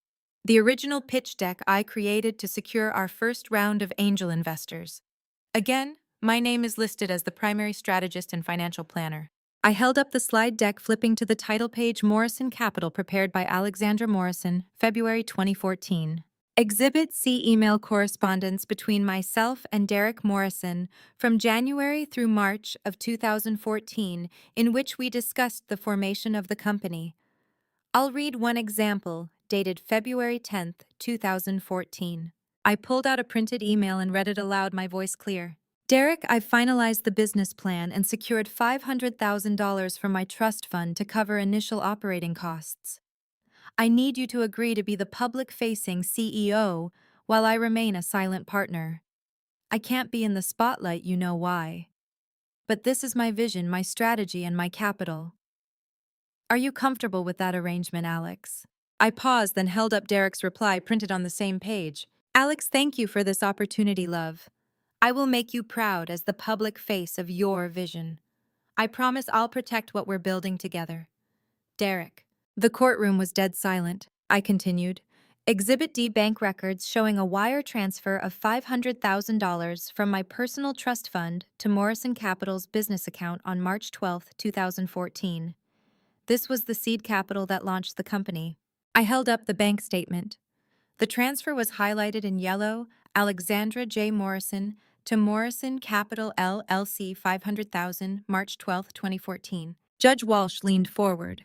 Ms. Morrison, if you were the founding member and majority equity holder, why is Mr. Derek Morrison listed as the CEO and public representative of the company? I took a deep breath. This was the part I had rehearsed 100 times. Your Honor. When I was 24 years old, I was involved in a highly publicized lawsuit with a former business partner.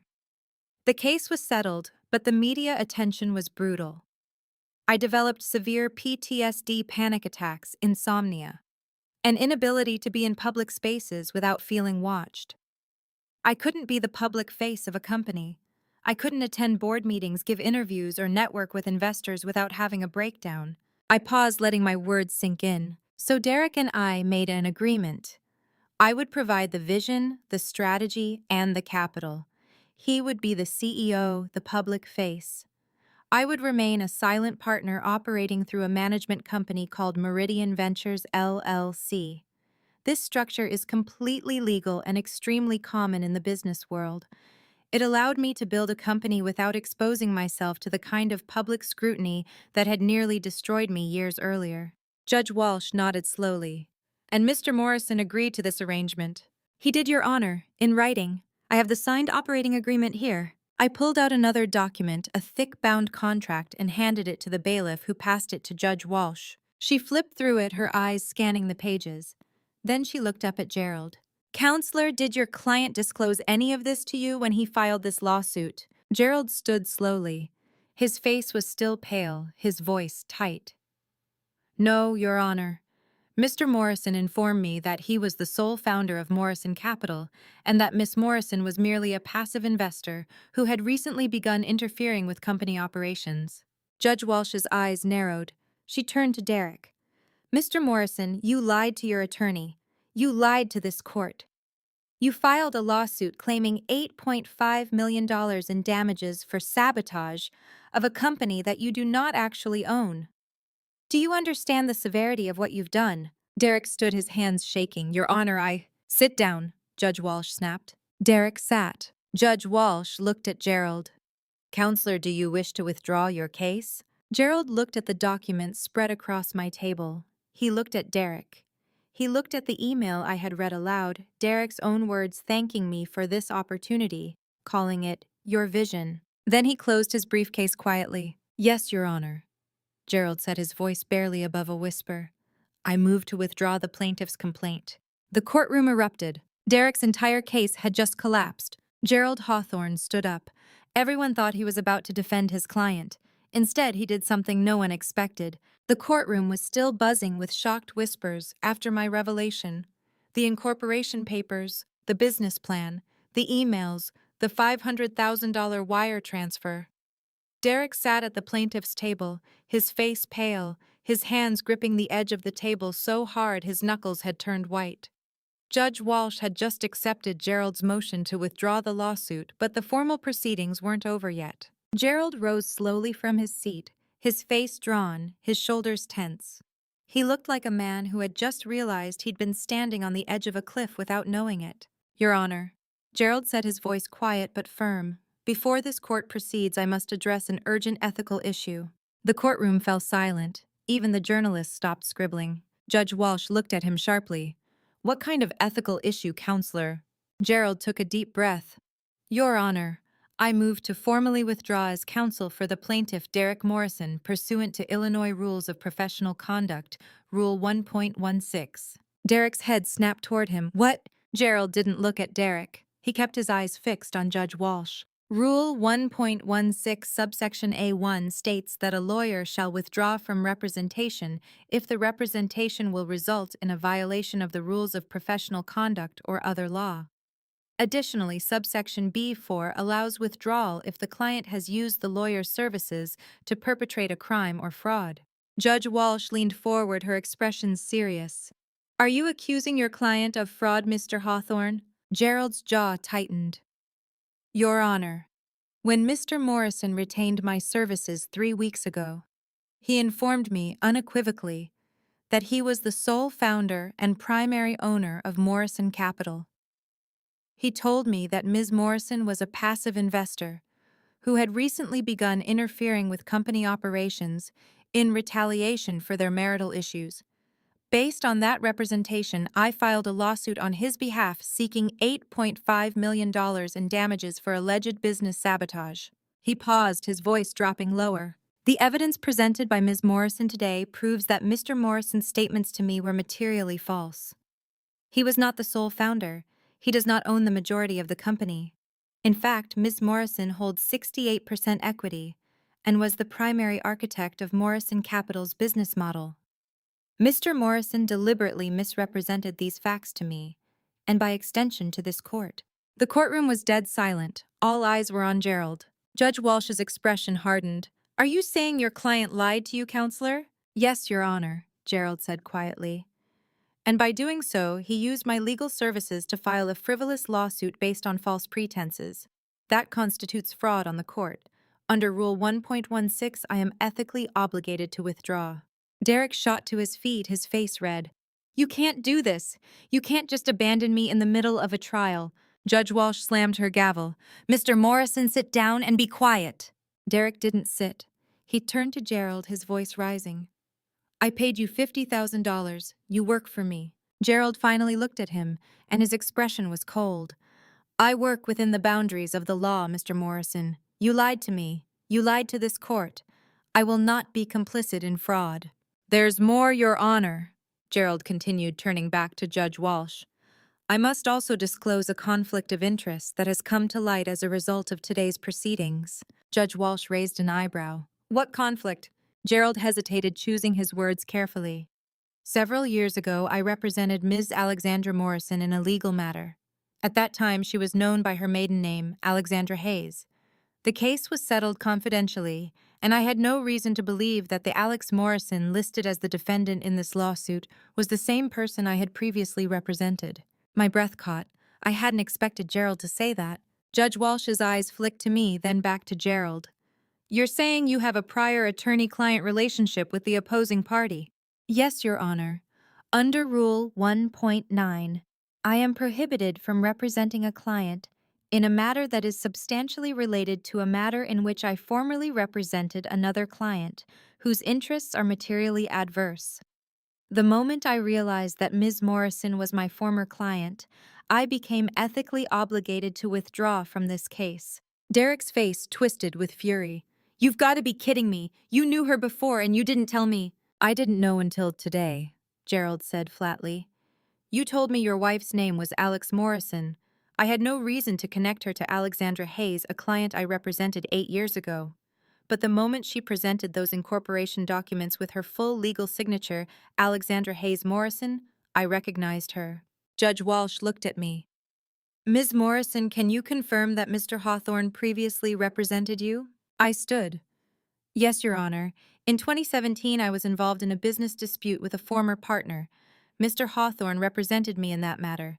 The case was settled out of court, and we maintained attorney-client confidentiality. I did not know he was representing Derek in this lawsuit until I walked into this courtroom this morning. Judge Walsh nodded slowly. Understood. She turned back to Gerald. Mr. Hawthorne, given the circumstances, you've outlined material misrepresentation by your client and a conflict of interest under Rule 1.9. Your motion to withdraw is granted. You are no longer counsel of record for Mr. Morrison. Gerald exhaled as if a weight had been lifted from his shoulders. Thank you, Your Honor. He picked up his briefcase, gave me a brief, almost imperceptible nod, and walked toward the courtroom exit. The door closed behind him with a soft click. Derek stood frozen at the plaintiff's table, staring at the door as if he couldn't believe what had just happened. Then he spun toward Judge Walsh, his voice desperate. Your Honor, I need time to find another lawyer. This isn't fair. Judge Walsh cut him off. Mr. Morrison, you had ample opportunity to be honest with your attorney and with this court. You chose to lie. You filed a frivolous lawsuit based on false claims. Mr. Hawthorne was ethically obligated to withdraw, and I commend him for doing so. She glanced at the clock on the wall. We will take a 30-minute recess. During that time, you may contact another attorney if you wish. If you cannot secure representation, you may represent yourself, but this trial will proceed. She banged her gavel. Court is in recess.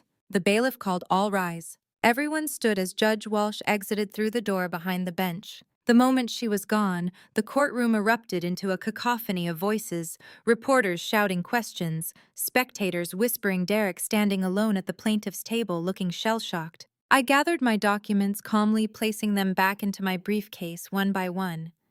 I didn't look at Derek. I didn't need to. I could feel his eyes on me, wide with panic, with disbelief, with the dawning realization that he had just lost everything. Derek Morrison sat alone at the plaintiff's table.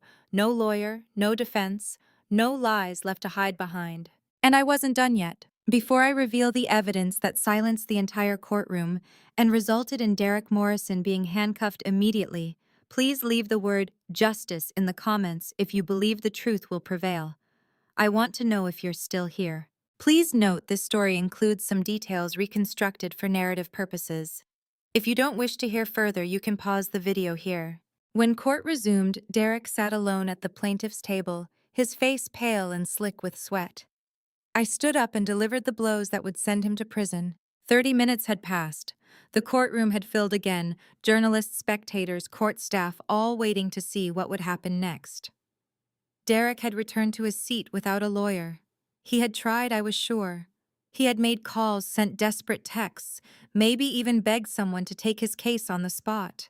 But no attorney in their right mind would step into this disaster on 15 minutes' notice. So Derek sat alone, his hands folded on the table, his eyes fixed on the wood grain, as if staring hard enough might make everything disappear. Judge Walsh entered and we all rose. Be seated, she said, her voice crisp. She looked at Derek. Mr. Morrison, have you secured legal representation? Derek stood slowly. No, Your Honor, I wasn't able to reach anyone on such short notice. Judge Walsh nodded. Very well, you may represent yourself. Ms. Morrison, you may proceed. I stood, my hands resting lightly on the edge of the defendant's table. Your Honor, before we continue with the civil matter, I must present evidence of 3 additional crimes committed by Derek Morrison. These are not civil disputes. These are criminal offenses. The courtroom went still. Judge Walsh leaned forward. What crimes, Ms. Morrison? Embezzlement, conspiracy to commit fraud, and attempted murder. The room erupted. Reporters gasped. Spectators whispered loudly. Derek shot to his feet, his face flushing red. That's insane, he shouted. She's lying. Judge Walsh slammed her gavel. Mr. Morrison, sit down. Ms. Morrison, present your evidence. I picked up a thick folder and approached the bench. Your Honor, I'd like to submit Exhibit E, a forensic accounting report prepared by Dr. Sarah, a certified forensic accountant and former IRS Criminal Investigation Division agent. I handed the report to the bailiff, who passed it to Judge Walsh. Dr. Matthews conducted a comprehensive audit of Morrison Capital's financial records over the past 18 months. Her findings are as follows. Derek Morrison embezzled $4.7 million from company accounts during that period. I pulled out a summary sheet and held it up. The breakdown is as follows: $2.1 million for a penthouse in Gold Coast, purchased under the name of Vanessa Sterling. $187,000 for a Mercedes-Benz S-Class, also registered to Ms. Sterling. $953,000 for luxury travel, Maldives, Paris, Lake Como. All trips taken with Ms. Sterling, not me. $471,000 for jewelry purchased at Cartier and Tiffany, again under Ms. Sterling's name, and $989,000 in personal cash withdrawals and miscellaneous expenses. Judge Walsh flipped through the report, her expression growing darker with each page. I continued. Additionally, Your Honor, Dr. Matthews discovered that Morrison Capital is not profitable as Derek claimed. The company has lost $6.2 million over the past 18 months. Derek's CFO, James Sterling, Vanessa Sterling's husband, created a shadow ledger to hide the losses. He falsified financial statements, backdated invoices, and fabricated client contracts to make the company appear solvent when it was in fact on the verge of bankruptcy. Derek stood again, his voice shaking. That's not true. The company was doing fine until she started interfering. Judge Walsh didn't even look at him. Sit down, Mr. Morrison. Derek sat, his jaw clenched so hard I could see the muscles twitching. I pulled out another folder. Your Honor, I'd now like to present evidence of attempted murder. The courtroom fell silent again, but this time the silence was heavier, darker. Judge Walsh's eyes locked onto mine. Proceed. I handed a second document to the bailiff. Exhibit FA, Forensic Mechanical Report prepared by Eddie Tron, a licensed automotive forensic specialist. On July 10, 2025, Mr. Tron inspected my vehicle, a 2024 Audi Q7.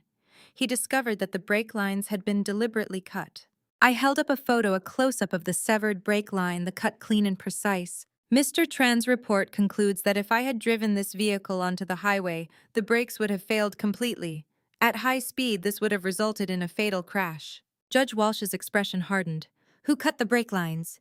A mechanic named Rick Stevens. He was hired by Derek Morrison and paid $45,000 to sabotage my car. I pulled out another document. Exhibit G, bank records showing 2 wire transfers from Derek Morrison to Rick Stevens. $22,500 on June 28, 2025, and another $22,500 on July 9, 2025. I handed the bank records to the bailiff. Exhibit HA, recorded confession from Rick Stevens obtained by my private investigator Marcus Webb in exchange for immunity testimony. Mr. Stevens admits to cutting my brake lines on Derek Morrison's orders. I pulled out a small audio player and held it up. Your Honor, may I play the recording? Judge Walsh nodded. Proceed.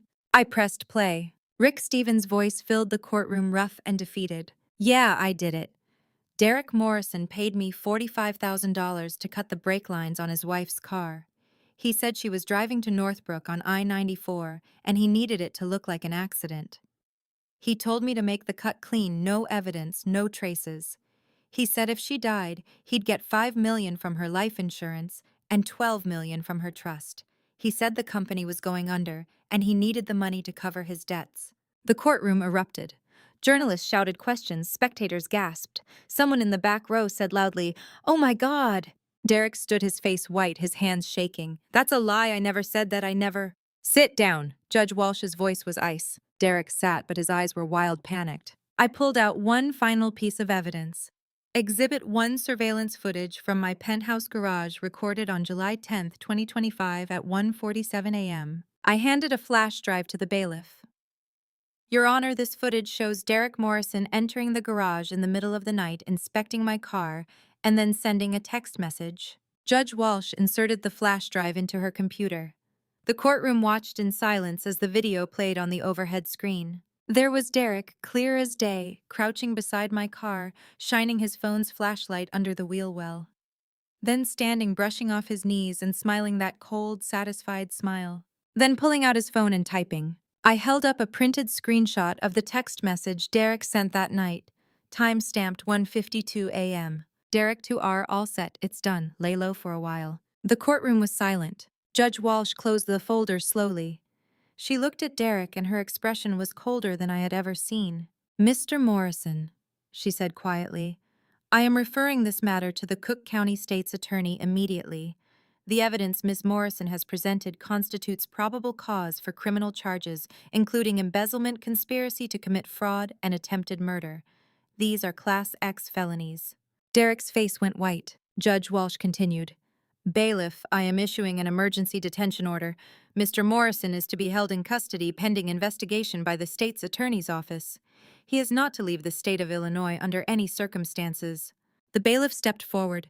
Derek stood backing away, his voice rising in panic. Your Honor, you can't do this. I have rights I didn't. You have the right to remain silent, the bailiff said, calmly pulling out handcuffs. I suggest you use it. Derek tried to pull away, but the bailiff moved quickly, securing the cuffs around his wrists with a metallic click. The courtroom watched in stunned silence as Derek Morrison, CEO, husband, liar, thief, would-be murderer, was led toward the side door, his face twisted in disbelief and rage. But just before he reached the door, he turned and looked at me. And for the first time, I saw something on his face I had never seen before. Real fear. Because he finally understood. I had always been 10 steps ahead of him. As the bailiff secured Derek's handcuffs, I looked toward the gallery and saw Vanessa Sterling trying to slip out the back door. I couldn't let her escape. Your Honor, I said loudly, my voice cutting through the courtroom's shocked murmurs. There is one more person who must answer for this conspiracy. Vanessa froze at the door, her hand on the brass handle. Slowly she turned around, her face carefully blank, but I could see the flicker of panic in her eyes. Judge Walsh looked at me sharply. Ms. Morrison, what are you talking about? I reached into my briefcase and pulled out one final folder. Your Honor, Vanessa Sterling is not simply Derek Morrison's mistress. She is the architect of this entire scheme. The courtroom erupted again. Vanessa's face went pale. That's absurd, Vanessa said, her voice steady but tight. I don't know what she's talking about. I held up the folder. Exhibit J surveillance footage from the Peninsula Hotel recorded on August 5th, 2025. It shows Ms. Sterling meeting with Vincent Blake, a corporate raider who specializes in hostile takeovers. I handed the flash drive to the bailiff. Judge Walsh inserted it into her computer and the overhead screen flickered to life. The courtroom watched as Vanessa stepped out of a black town car in front of the Peninsula Hotel, wearing an emerald green dress. 30 seconds later, a man in a charcoal suit, Vincent Blake, emerged from a silver Audi and followed her inside. Exhibit K, I continued, pulling out another document, is an audio recording obtained by my private investigator, Marcus Webb. Mr. Webb planted a directional microphone in the hotel bar. The recording captures a conversation between Vanessa Sterling and Vincent Blake. I held up the audio player. Your Honor, may I play it? Judge Walsh nodded, her eyes fixed on Vanessa. I pressed play. Vanessa's voice filled the courtroom, clear and unmistakable. Vanessa. How much longer do we need to keep this charade going? Derek's getting nervous. He thinks Alex is going to take him for everything. Vincent Blake. Let him be nervous. Nervous people make mistakes, and Derek Morrison has been making mistakes for months. Vanessa, laughing. You mean the embezzlement? That was your idea, remember? Vincent. I suggested he borrow a little capital. I didn't think he'd steal almost $5 million, but it worked. Morrison Capital is hemorrhaging money. In 3 months, the company will be desperate for a buyer. Vanessa. And that's when you swoop in. Vincent. Exactly. I'll offer $12 million below market value. Once I own it, I'll sell the assets. $20 million, maybe 25, Vanessa. And my cut, Vincent, 15%, $3 million like we agreed. The courtroom was silent. Vincent. What about Derek? Vanessa. Derek's easy to manipulate. He thinks this is love. Derek, still standing in handcuffs between two bailiffs, went completely still. His face drained of color. Vincent chuckling. What if his wife fights back? Vanessa dismissive. Alex. She's nobody, a glorified accountant. She's probably crying over the divorce papers right now. She won't fight back because she doesn't even know there's a war. I stopped the recording. The courtroom was dead silent. Every eye turned to Vanessa. Derek stared at her, his voice barely a whisper. You said you loved me. Vanessa looked at him, and for the first time the mask fell away. Her expression was cold, detached, almost bored. Love? she repeated, her voice flat. Derek, you were just a tool to achieve a goal. That's all you ever were. Derek's face crumpled. For a moment he looked like a man whose entire world had just shattered, which I supposed it had. You used me, Derek said, his voice breaking. You made me think. I made you think what you wanted to think. Vanessa cut him off. You were desperate for attention, for validation, for someone to tell you that you were important. I gave you that, and in return, you gave me exactly what I needed, a way to destroy Morrison Capital from the inside. The courtroom doors opened and James Sterling walked in. James looked haggard. His suit wrinkled, his tie loosened, his eyes red-rimmed. He walked straight to the center of the courtroom and stopped in front of Vanessa. James, Vanessa started, but he held up a hand. Don't, James said quietly. I know everything. I spoke with the state's attorney this morning. I've agreed to cooperate fully in exchange for reduced charges. Vanessa's face went hard. You're testifying against me? I'm testifying against everyone, James said flatly. Derek, you Vincent Blake. I created the shadow ledger because you told me it was temporary, that we'd fix the company's finances once Derek secured new funding. You lied to me. You manipulated me the same way you manipulated Derek. He pulled an envelope from his jacket pocket and held it out. I'm filing for divorce, and I'm filing criminal charges against you for corporate espionage, conspiracy to commit fraud, and racketeering. Vanessa stared at the envelope but didn't take it. Her jaw tightened. Then from the back of the courtroom a voice spoke up. Ms. Morrison? I turned. Vincent Blake stood from his seat in the gallery, adjusting his cufflinks calmly. He was older than he looked in the surveillance footage, mid-40s, salt and pepper hair, expensive suit, Rolex glinting on his wrist. He looked like a man who had just lost a chess game and was acknowledging his opponent's skill. Impressive, Vincent said, his voice smooth and unhurried. You cost me a very lucrative deal. I spent months setting this up and you dismantled it in a single morning. He walked down the aisle slowly, his hands in his pockets. But I respect the game, Ms. Morrison. You played it better than I did. Judge Walsh looked at him sharply. Mr. Blake, are you admitting to conspiracy? Vincent smiled faintly. No, Your Honor. I'm admitting to nothing. I had conversations with Ms. Sterling about potential business opportunities. Conversations are not crimes. I never touched Morrison Capital's finances. I never hired a mechanic to sabotage a car. I never falsified a single document. He looked at me. I'm very careful about staying on the right side of the law, Ms. Morrison, unlike some people. He turned and walked toward the exit. Judge Walsh didn't stop him. She couldn't. Vincent Blake had been smart enough to keep his hands clean. The door closed behind him. Vanessa stood alone in the center of the courtroom, her face pale, her hands clenched into fists. Judge Walsh looked at her coldly. Ms. Sterling, I am referring your case to the state's attorney as well. You may wish to retain counsel. Vanessa didn't respond. She turned and walked toward the exit, her heels clicking loudly against the floor. The door swung shut behind her. The courtroom was silent. Derek was led away in handcuffs, his face blank, his eyes empty.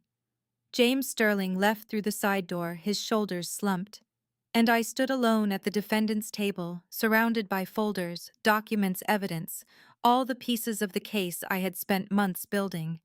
I had won. Derek was going to prison. Vanessa was exposed.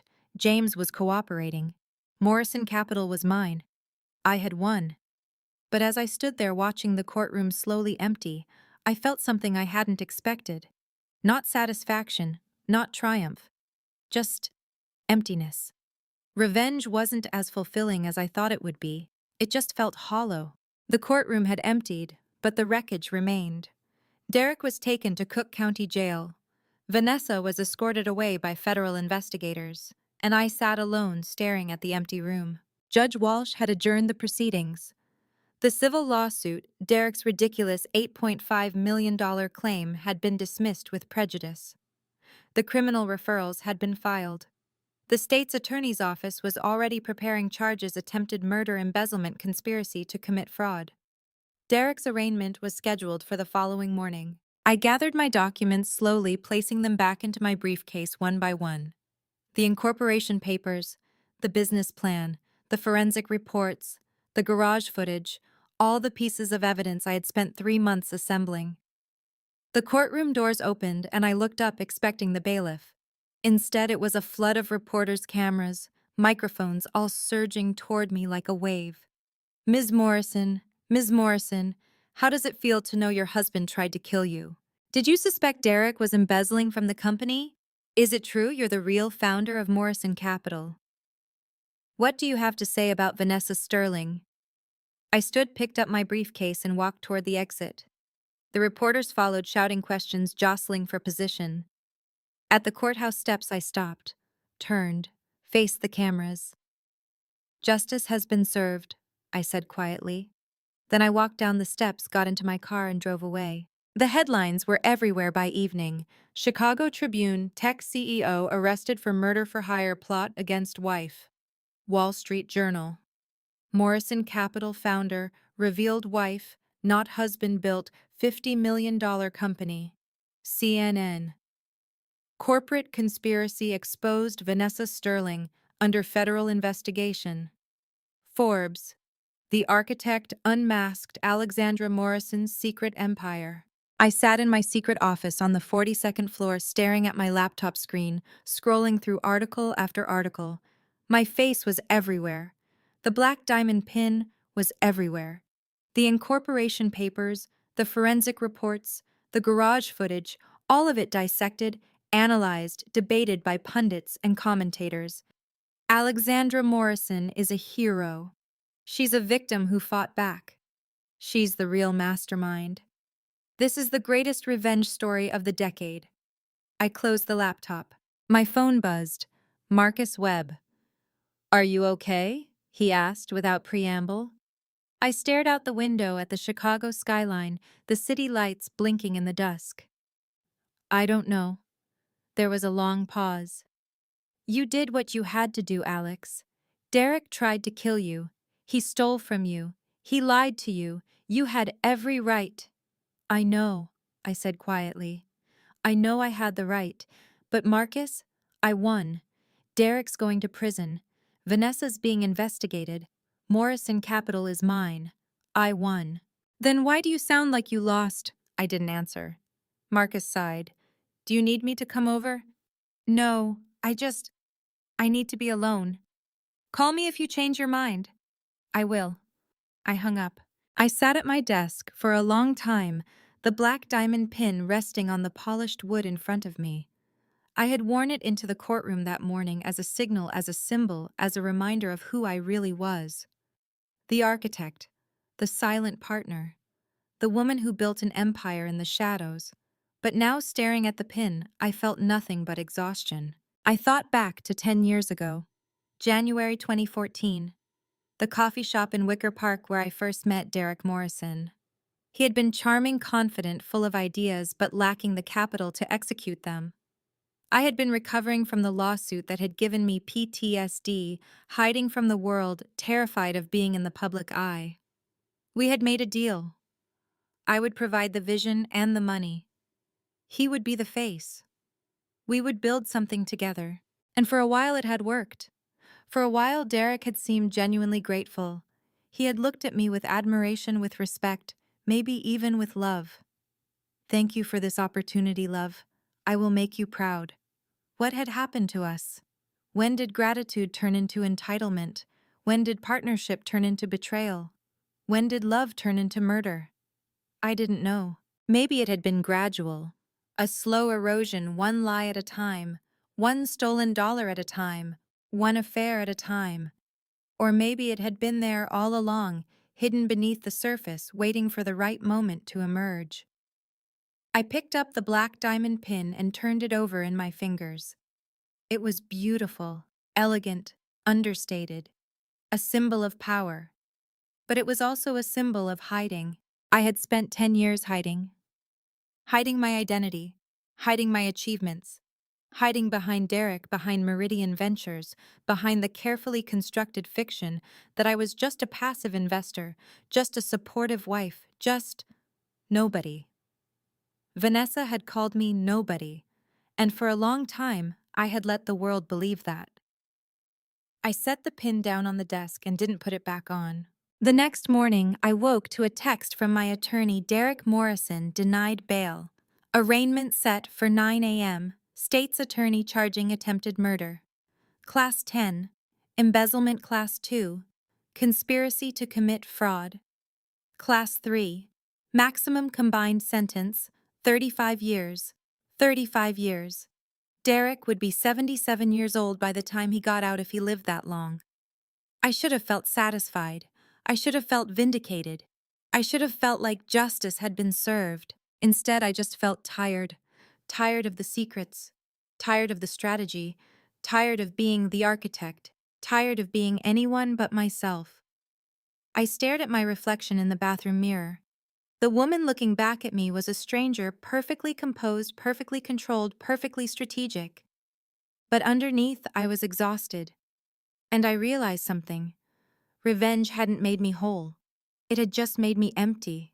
7 days after the trial, I walked into Morrison Capital headquarters for the first time as myself, not as Derek's wife, not as a silent partner, but as the founder. The building was a sleek glass tower in the loop, 30 stories of steel and ambition. I had never set foot inside before.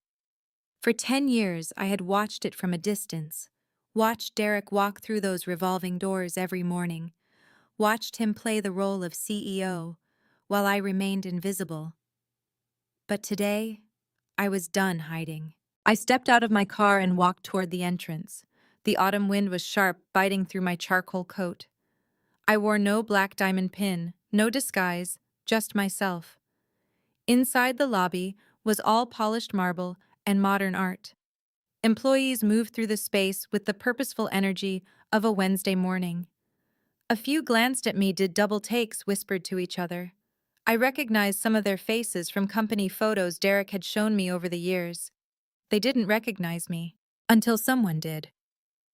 "Oh my God," a young woman in a navy blazer whispered to her colleague. "That's her. That's Alexandra Morrison." The whispers spread like wildfire. Heads turned. People stopped walking. By the time I reached the elevator, a small crowd had formed behind me, staring, whispering, pulling out phones.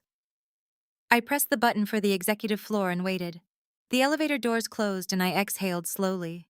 The boardroom was on the 30th floor, a long rectangular space with floor-to-ceiling windows overlooking Lake Michigan. 8 directors sat around the mahogany table, their faces ranging from anxious to hostile.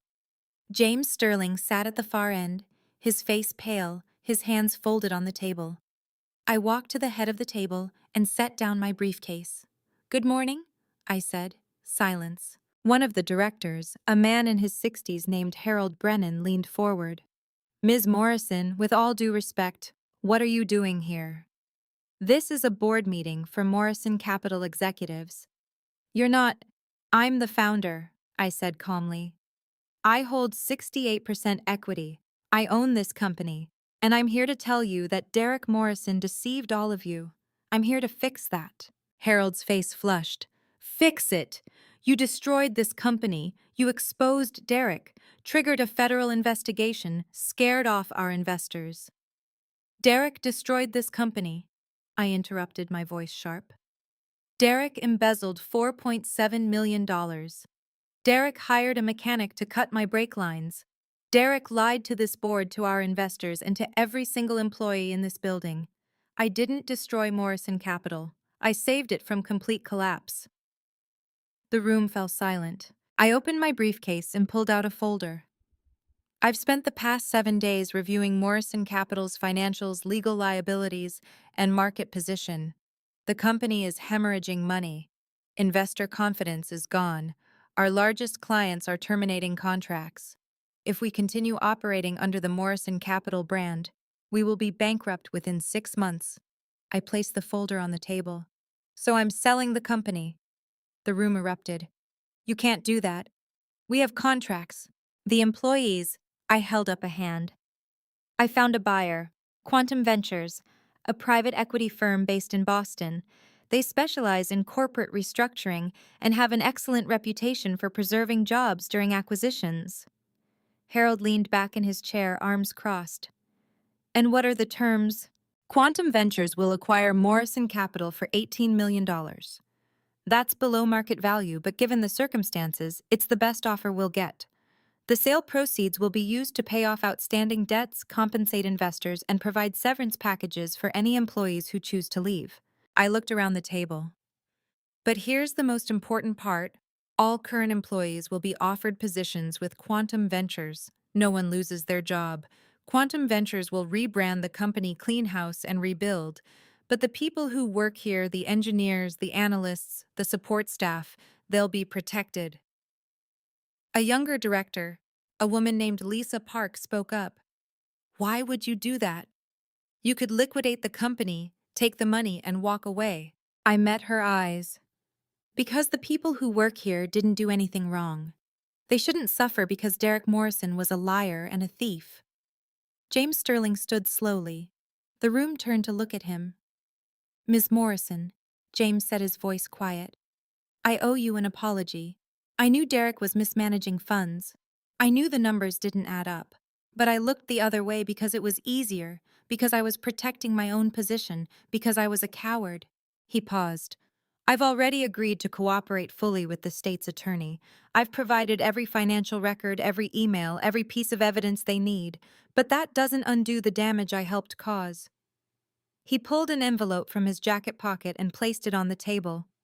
I'm resigning as CFO, effective immediately. I looked at him for the long moment. James Sterling had been complicit.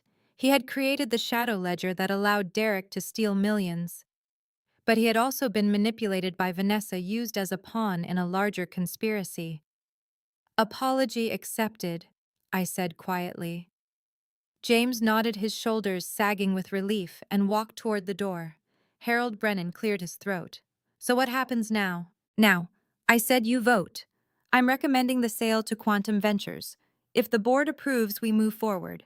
If you reject it, you'll need to find another buyer. And I promise you, no one else will offer this much, or protect the employees the way Quantum Ventures will. There was a long pause. Then Lisa Park raised her hand. I vote yes. One by one, the other directors raised their hands. Harold Brennan was the last. He sighed, shook his head, and raised his hand. Yes. I nodded. The sale will close within 30 days. As I left the boardroom, a young man in his 20s approached me in the hallway. He wore a Morrison Capital ID badge and looked nervous. Ms. Morrison, he said, I'm sorry to bother you, but I just wanted to say thank you. I've been working here for 2 years. This is my first job out of college. When the news broke about Derek, I thought I was going to lose everything. But you saved my job. I looked at him, at his earnest face, his relief, his gratitude. You're welcome, I said quietly. He smiled, nodded, and walked away. When I stepped out of the building for the last time, the autumn sun was setting, casting the Chicago skyline in shades of gold and amber. I wasn't just closing an old chapter. I was ready to start a new book, one where I didn't have to hide anymore.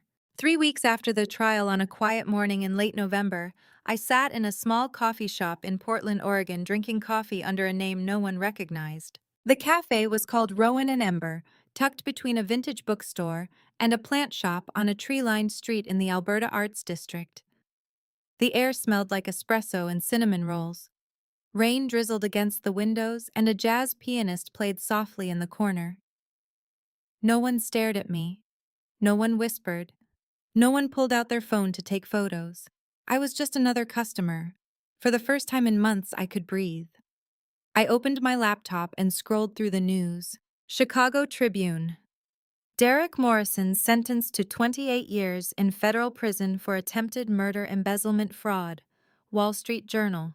Vanessa Sterling, facing federal racketeering charges in Morrison Capital conspiracy. Forbes. Morrison Capital acquired by Quantum Ventures. Employees retain jobs under new leadership. I closed the laptop. Derek was going to prison. Vanessa was facing justice. Morrison Capital had been sold. The employees protected, the debts paid. The story was over. And I was 3,000 miles away, sitting in a coffee shop, drinking a latte, and sketching building designs in a moleskin notebook. My phone buzzed. An email notification. From Tom Rodriguez. Subject, thank you, Ms. Morrison. I saw the news about Derek's sentencing. I wanted to reach out and say thank you. I know sending that email put me at risk and I wasn't sure you'd believe me. But you did. And because of that, you're alive. I'm doing well. I found a new job at a tech startup here in Chicago.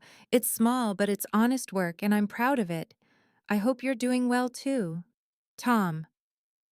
I stared at the email for a long moment. Then I hit reply. To Tom Rodriguez. Subject thank you, Tom. Thank you for saving my life. You didn't owe me anything, but you did the right thing anyway. That took courage. I'm doing well. I left Chicago. I'm starting over somewhere new. We're even. Alex. I hit send and closed my email. I picked up my pencil and returned to my sketch. It was a rough draft of a small house, modern, minimalist, lots of windows and natural light, clean lines, open spaces, a place where someone could feel safe.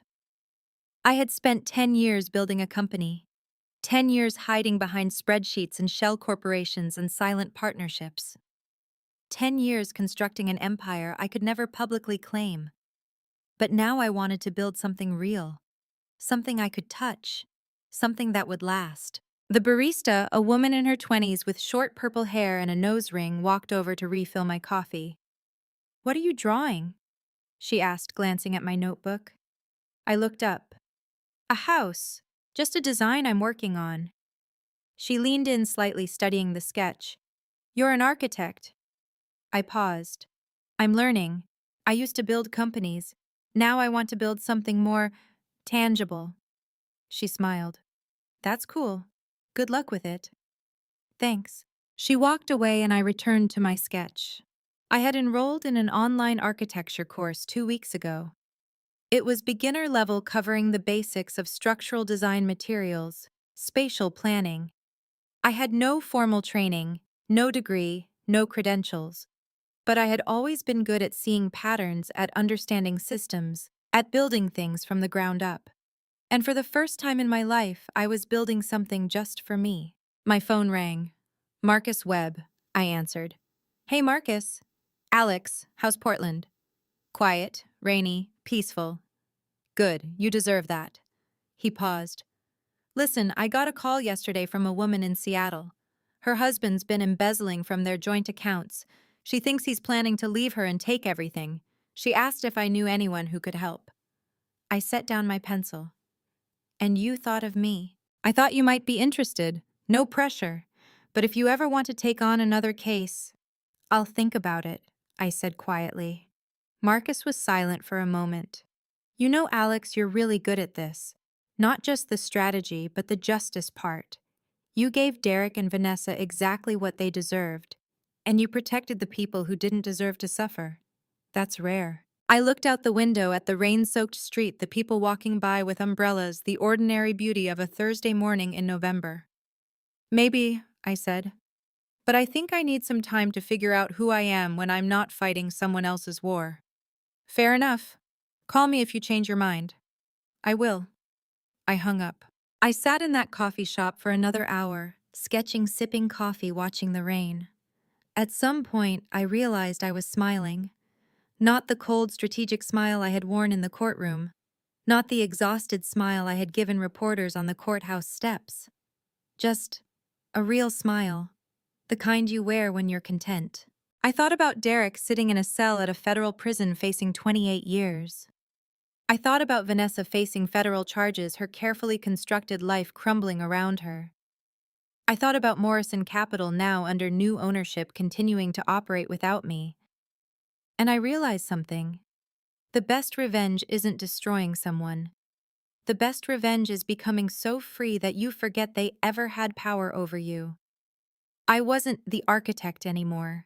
I wasn't Derek's wife. I wasn't a silent partner hiding in the shadows. I was Alexandra Morrison, and that was enough. I closed my notebook, finished my coffee, and walked to the counter to pay. The barista smiled. "Have a good day?" You too. I stepped outside into the cold November air. The rain had stopped and the street was slick and shining under the gray sky. People walked past me, heading to work, to errands, to their ordinary lives. I pulled my coat tighter and started walking. I didn't know where I was going. I didn't have a plan. I didn't have a strategy. The future was uncertain. But for the first time in 10 years, it was mine. Completely, absolutely mine. And that was the greatest victory of all. And to you listening to this story, remember this: God gave me the strength to survive when Derek tried to take everything from me. But revenge, that was my choice, and it left me empty. Don't be like me. Don't let anger consume 10 years of your life. Don't hide who you are because you're afraid. And don't wait for justice to make you whole. Here's what I learned: family drama revenge stories like mine make great Reddit revenge posts, but they don't make great lives. Whether it's family drama, revenge against a spouse, family drama revenge in corporate betrayal, or Reddit revenge fantasies online, the truth is the same. Reddit revenge might feel satisfying in the moment, but freedom feels better. My advice: fight for what's right, protect yourself, but don't let the fight become your identity. If this story moved you, please comment below, share it with someone who needs to hear it, and subscribe to this channel for more powerful stories. Thank you for following my journey to the very end.